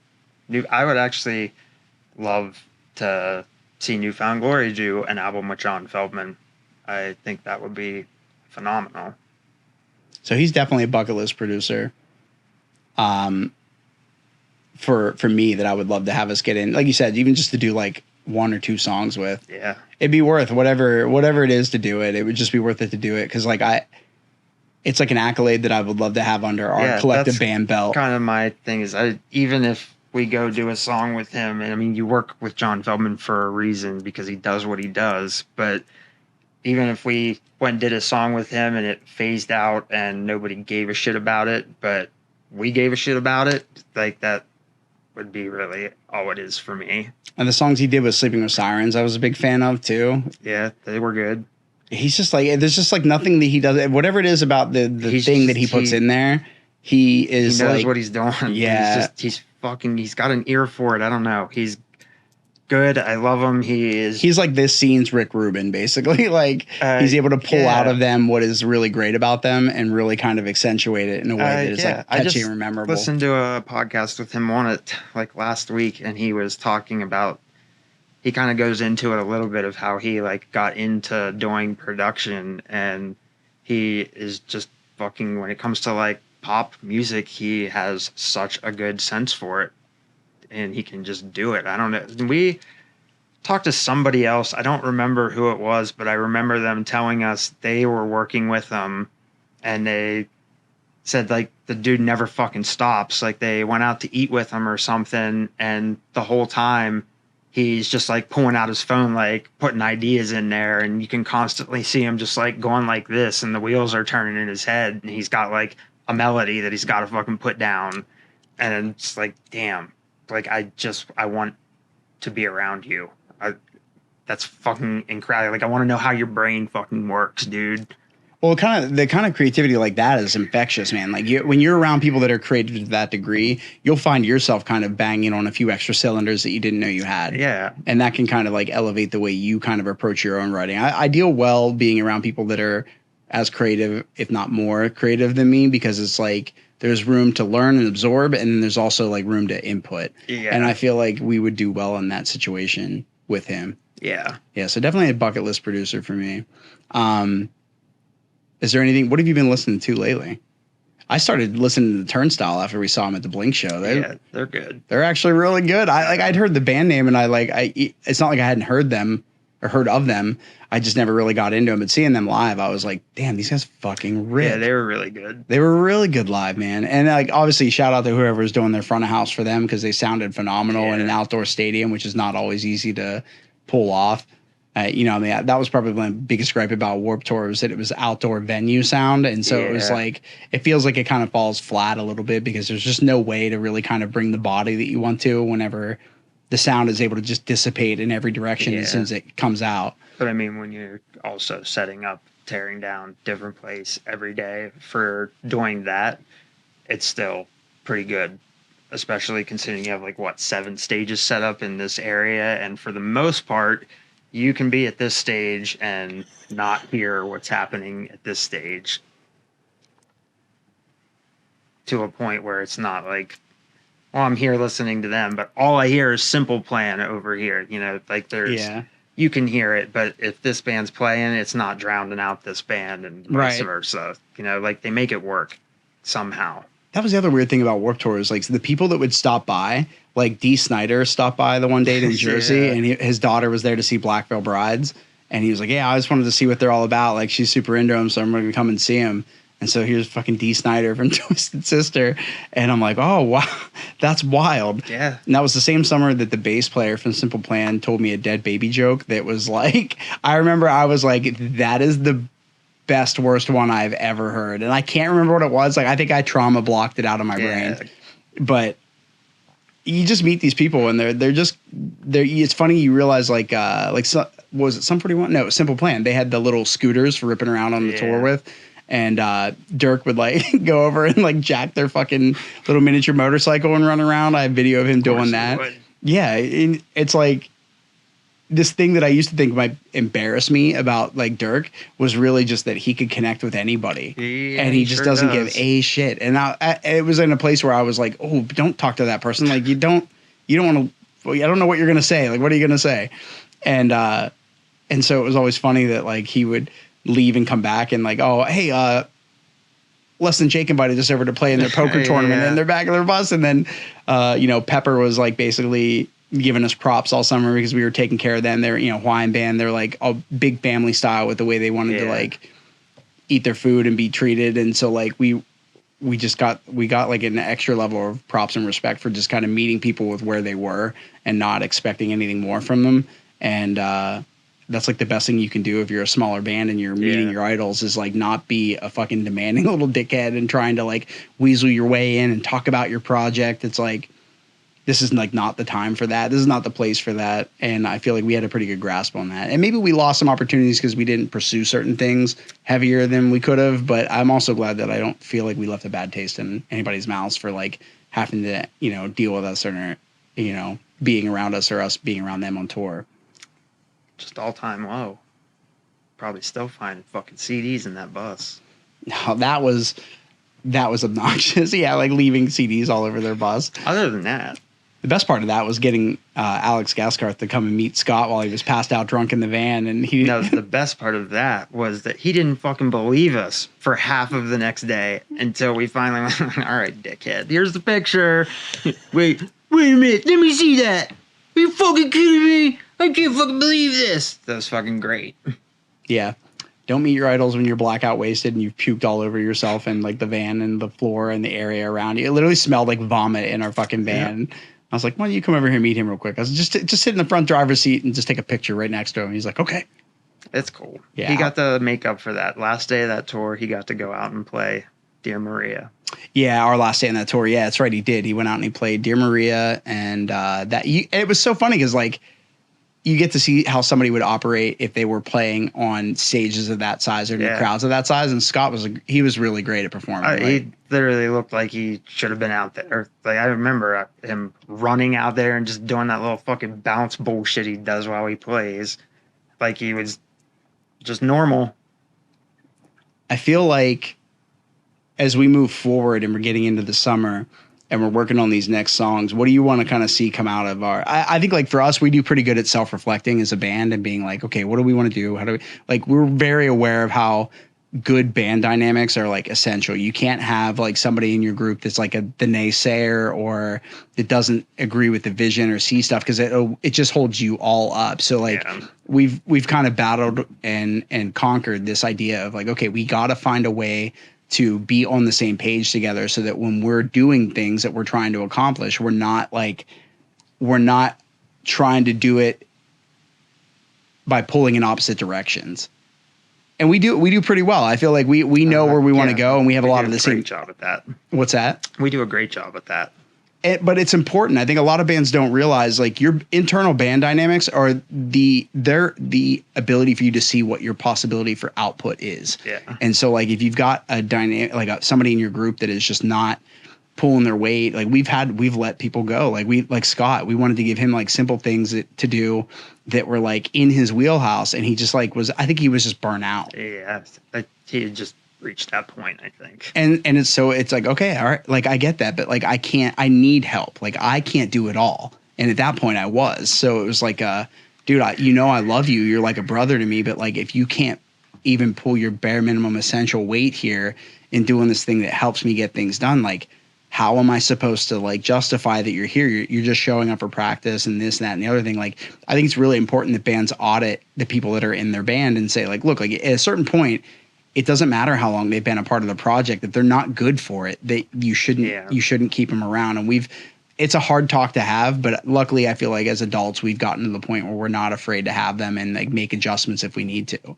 And we have. Yeah. So I hope that more bands will do that. Cause I know there's a lot of bands that are locally really, really good, but they just don't really like push themselves because they're maybe like comfortable. Yeah. And I don't think we've ever allowed ourselves to feel comfortable. We always feel like there's this bar we haven't reached or this level we haven't gotten to. And so we just keep pushing and striving in that direction. And by doing that, we keep coming across these different like accomplishments along the way. Like just by doing one thing, it leads to another thing, even if that thing doesn't take place for like 8 or 9 years later.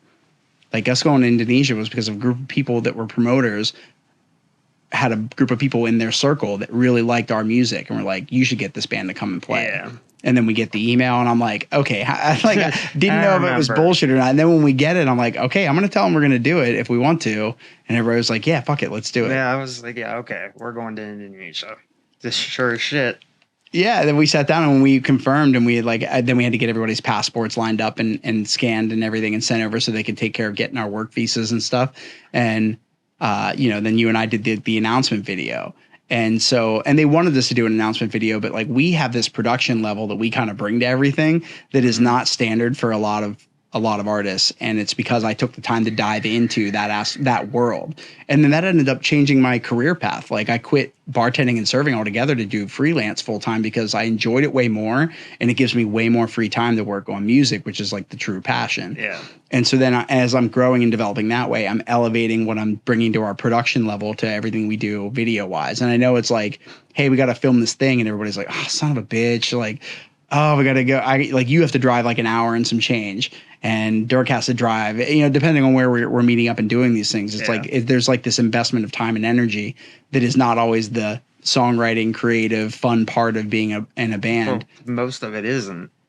Yeah, I think people forget that, right? Like the music doesn't come from nowhere. There is time spent that's not glorious and like glorified in being an artist. That's like a lot of it. I mean, what you get to see and hear is the fun part of it. Right. Everything else is mostly a pain in the ass. It's like I would still take all of it over, your normal day job, but it still is a lot of you see and hear the fun stuff, and everything else is like the job part of it. Right.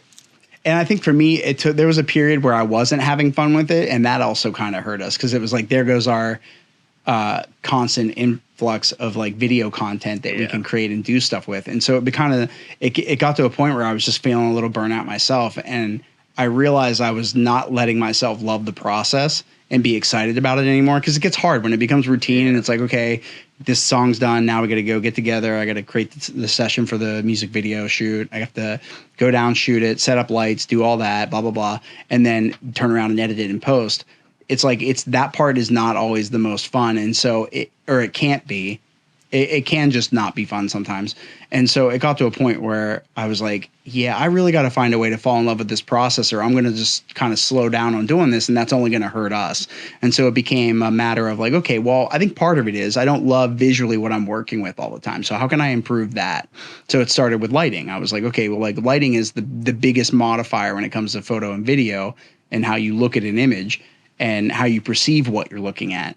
And so I kind of started diving. I'm like, I don't care if I have to build a lighting rig. I don't care if I have to do this or that or the other thing. I want to elevate visually what we're doing in a way that actually makes it more fun to work with.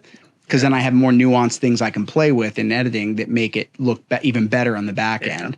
And so like the best music video I think we've done recently is probably the Legends Never Die music video. But lighting wise, I really love the Post Malone video. Like it was really, really like bright and clear. Yeah. They had like all the programmed lighting and stuff like that. So I told Sam yesterday, I'm going to reach out to Matt, their guitar player, and be like, hey, I need you to walk me through your guys' lighting setup. Cause like I'm going to need to implement something like that. Yeah, that one, I didn't really like pay attention to that. It does look really good. Well, they were able to do scene changes with color. So it was like certain colors for the verses and like slow moving washes, and then like more erratic, crazy looking lights for the choruses and stuff like that.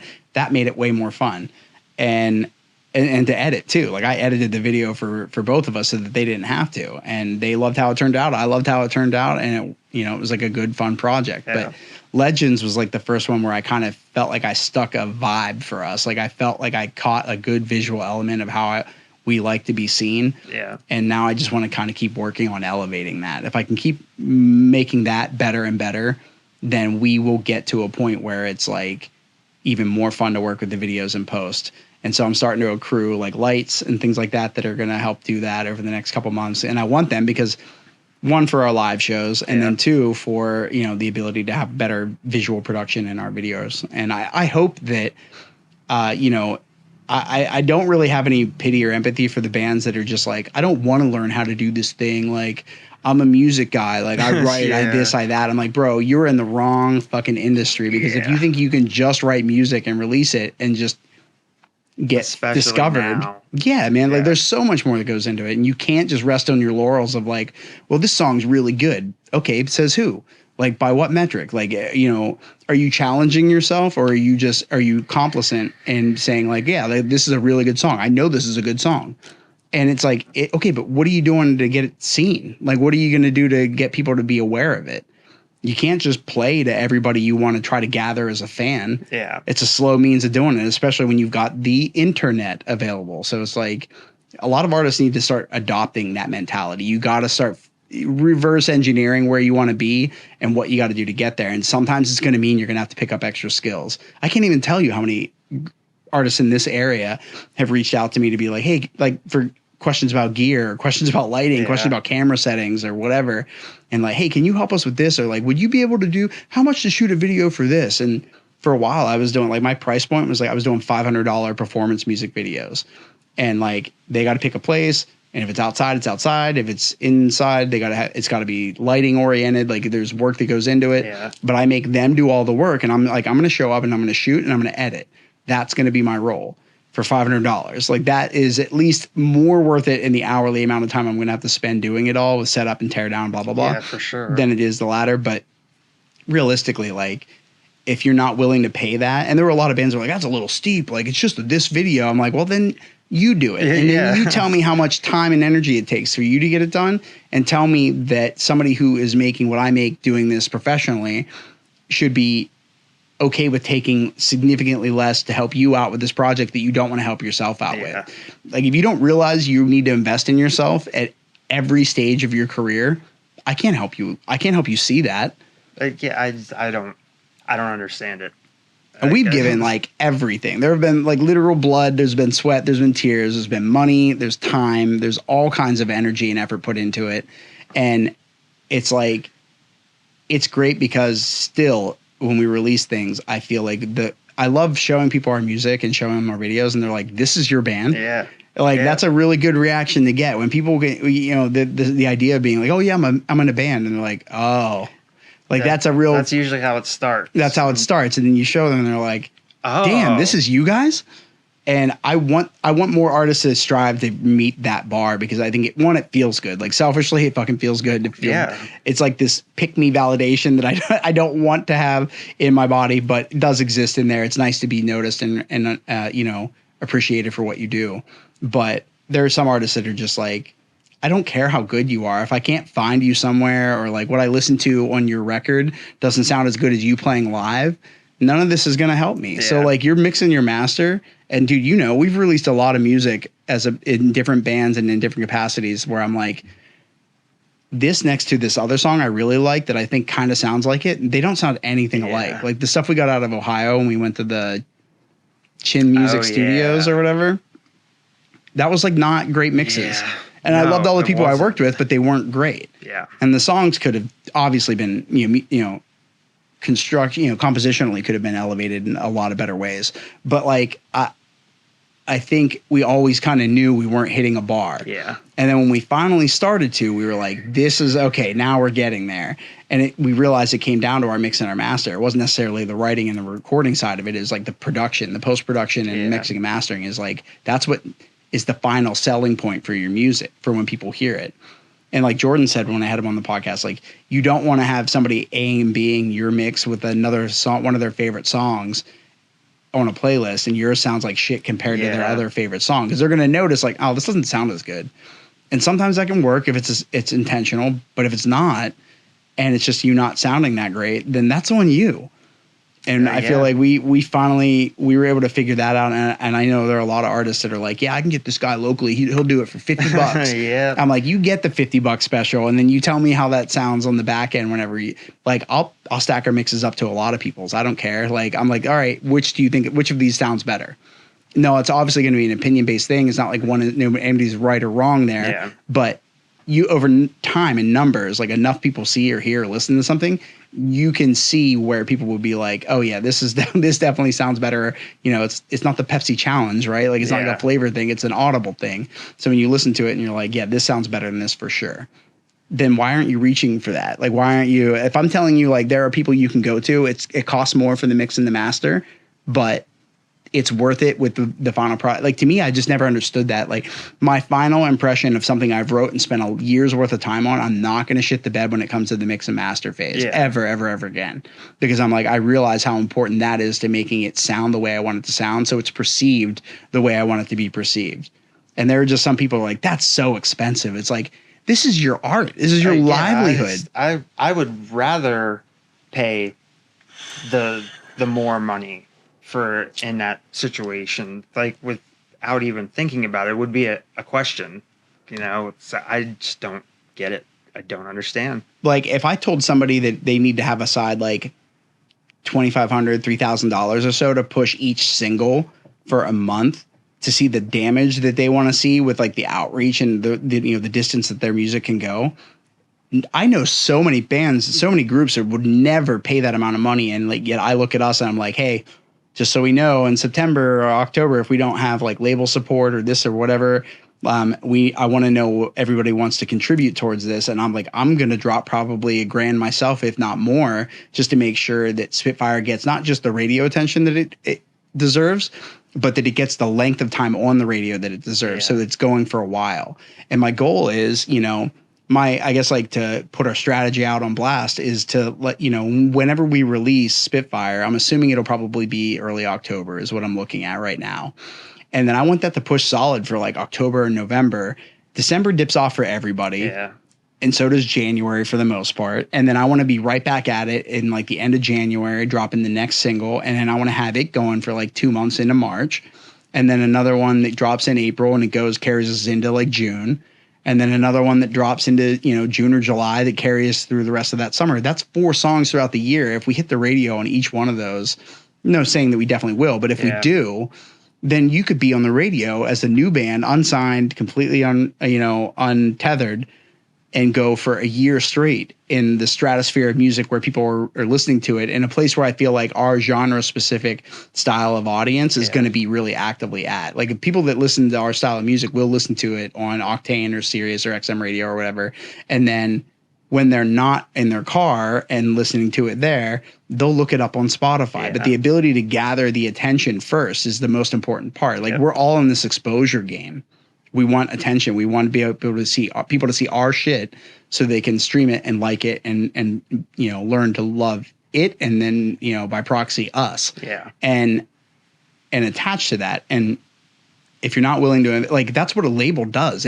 provides you the money and resources to have this, infrastructure of, radio PR and campaigning that makes sure your music gets heard. And people that aren't signed, that don't want to invest in it, it's like okay, but you're basically pissing in the wind. And I don't know how to tell you that. Like, I don't mean it to sound bad. I want to see everybody succeed, but if they're not willing to invest in themselves or in their art, it's like, I can't sit here and feel bad for you because you don't like the fact that this is the way the industry is. Like, I get people don't want to pay for conversion ads on Spotify because the immediate return on your interest and your investment is not commensurate to what you spend. Like, we just got the bill for like our month of last month. It was $166 in conversion ads. But for that, how many streams did we get?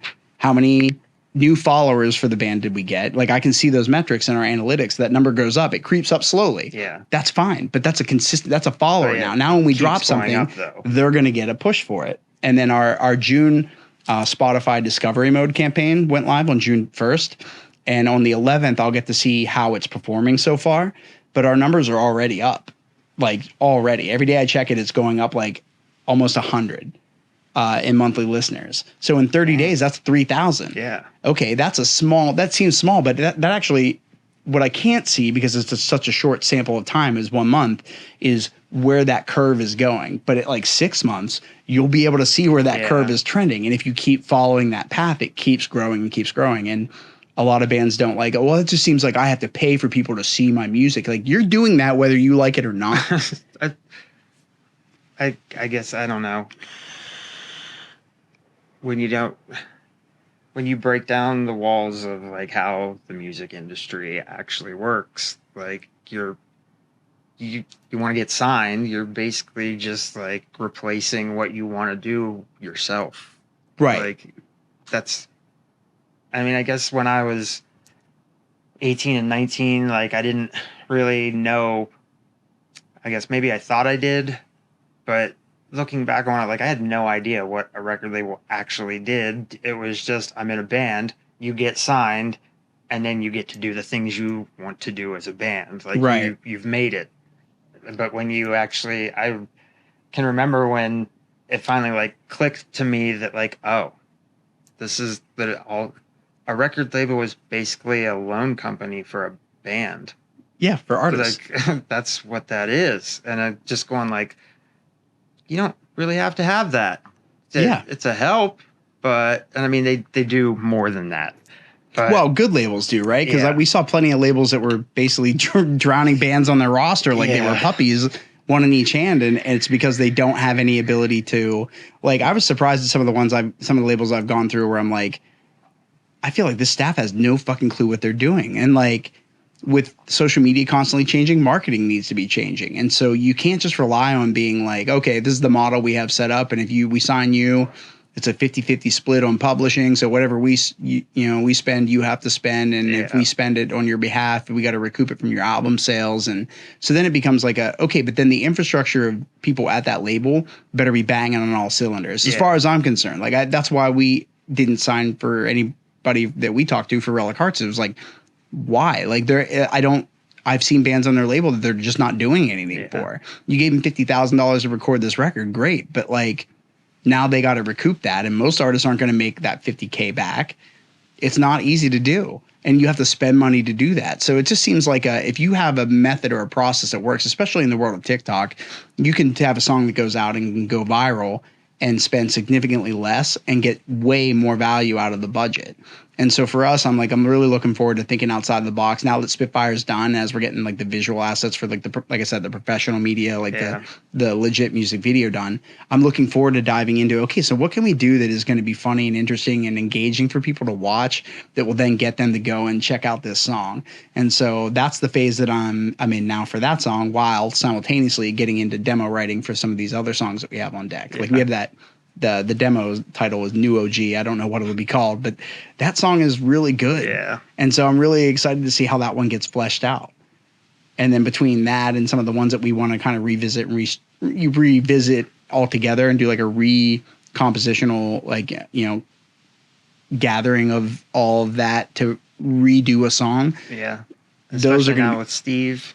Yeah, too. Yeah, definitely. It'll be good to get him in on the mix. And and he's eager to do it. He's really excited to do it. And that's the other part, man. Like, your band better be fucking excited about what you're doing. And if they're not, and they're just like, I'll show up, or I'll do it. It's like, that's got a shelf life, and it doesn't last as long as you think it does. Yeah. And we've been there, right? There are people that have floated in and out of bands with us over the years where it's just like, okay, this guy's here, and they enjoy like the perk of like playing the show and the attention they get afterward, but they don't really care about putting in any of the work that helps us get to bigger shows, better results on music videos, better, streaming numbers and everything else. And like, for all of our shortcomings, maybe when it comes to the world of social media, we do a lot of things a lot better than a lot of other bands do. Yeah, I think so. Well, Nicholas, we've rated it to 3 hours so far. No shit. We've been sitting here for 3 fucking hours. Yeah, man. It's been 3 hours we did this podcast. Holy shit. So I can't. Damn, that's like second longest I've ever sat and still in one spot. I know. That's like the real accomplishment here is that you're still sitting. I'm actually surprised you weren't up and pacing at this point. I'm getting there. Yeah. I'm starting to shift a little bit. I can feel myself. Like the last 20 minutes, I'm like really getting antsy. Well, dude, I think that it's crazy to think that, in 2005 in December, we sat down Christmas Eve, and we met each other, and I think you were back from tour or something, and you were just looking forward to spending time with your girlfriend, Natalie, who connected us. And you were bummed that I was lingering around and hanging out because she was just a homie, and you just wanted to be with your girlfriend alone. And I just kept you around cackling and laughing. And then we ended up becoming good friends. And then we started doing music finally together, years later. And we've been doing it ever since. And dude, I feel like I say a lot of people are my really close friends or like one of my best friends. You are definitely like at the top of the roster because of the things that we've gone through together. And I mean, the highs and the lows, man. Like, we've had some really cool moments where in Indonesia was fun. Like, a high for me was like just us on the way to the venue, and we went and walked, and we got that dude jumped off his moped and was like, Relic Arts, can I take a picture? Picture. And he came over and took a picture with us. And then like, the lows are, moments like waking up the next morning after Boss passed away, and my mom's on the phone like, hey, Nick's calling me. He's trying to get a hold of you. And she hands me her phone, and you're like, are you sitting down? And I was like, what? And you're like, you're about to be awake. Yeah. I just woke up. It was not the way to wake up that day for sure. I do not 10 out of 10 do not recommend. I couldn't get a hold of you. I called your mom, and I was like, I need you to find him and put him on the phone. Yeah. Like, I don't care where he's at, what he's doing. And she was like, he sounds like he's upset about something. And I was like, oh, okay. And so I picked it up, and like, of all the things I could possibly think of, I just didn't think that was what it was going to be. You're like, Boss is dead. And I was like, what? And like, I just like, it's hard to quantify like our friendship in any other way than when we get to a point where we are finally able to like look out and feel the sun on our faces and really enjoy everything that we're doing without all of the struggle and the work, which may never come into that degree. It may be a lot of this forever, and that's fine. I couldn't be more happy to do it with you at my side, because you've always kept like a level head. You've been this like grounding force of nature in every project we've ever done together. And I'm really, really glad that, you were able to get your dad into the studio to do the podcast with me in December. I'm really, really glad we did that. And, I just like, it's crazy because I got so close to your family and to you. And, I've seen you at your highs and lows. You've seen me at my highs and lows. And the fact that we're like still, best friends, and we still fucking are at it together. And there's never been any love lost or any like, slowing down in our appreciation for one another. I hope we never lose that. And I don't think we will if we haven't at this point. I don't think so. I think we make each other better. We try, right? Work better with each other. Well, thanks for coming on the podcast, Nick Walters. I'm really, really glad. Son of Wade. Son of Wade. Is that of House Walters. Son of Wade, House Walters. Thanks for coming on, man. I'm looking forward to releasing some new music this summer and getting some new original music out this fall. And we'll have to I need to get the whole band on it. We got to get the whole group to come in and come on. Yeah, do that. That's one of the next moves, is getting everybody's asses up in these chairs for one of these, and we can sit down and just talk about like all the things that we've got going on. So we'll talk to you in a year and a half. Yeah. When we're able to make everybody's schedules work. Yep. Right after the next band practice. whenever that is. No, we got to start though. We got to get back into it because there's some stuff in the fall that I want to get us ready for that we need to be just kind of on point. And now that Spitfire's back, we can actually integrate it into the set and have the actual shit that we're working with to rehearse with. Yeah. Well, dude, thanks for coming on. I love you to death. You know, you're like a brother to me. Yeah, you're like my little middle brother.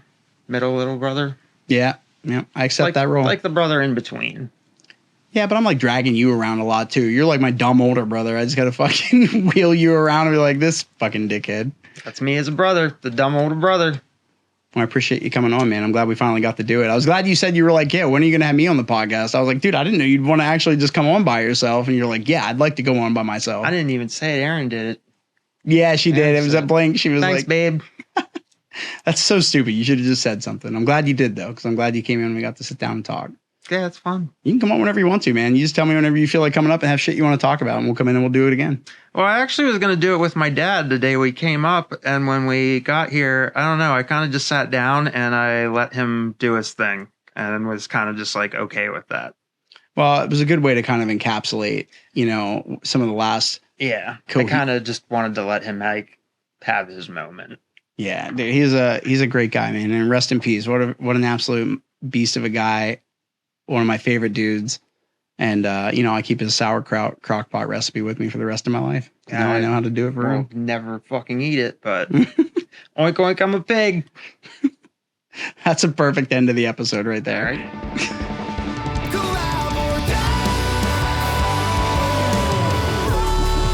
We're always collaborating at all times with the universe. That is a wrap on another episode of the Collab or Die podcast. I hope you enjoyed listening to it as much as I enjoyed making this episode for you. And now it's time for our favorite part of the show, the part where I beg you to please hit that like button, subscribe, and turn on those notifications so you never miss an episode. And don't be shy. Give us a shout out on social media at Collab or Die podcast on all the cool platforms to share your thoughts, your feedback, and your love. Until next time, Collab or Die, baby.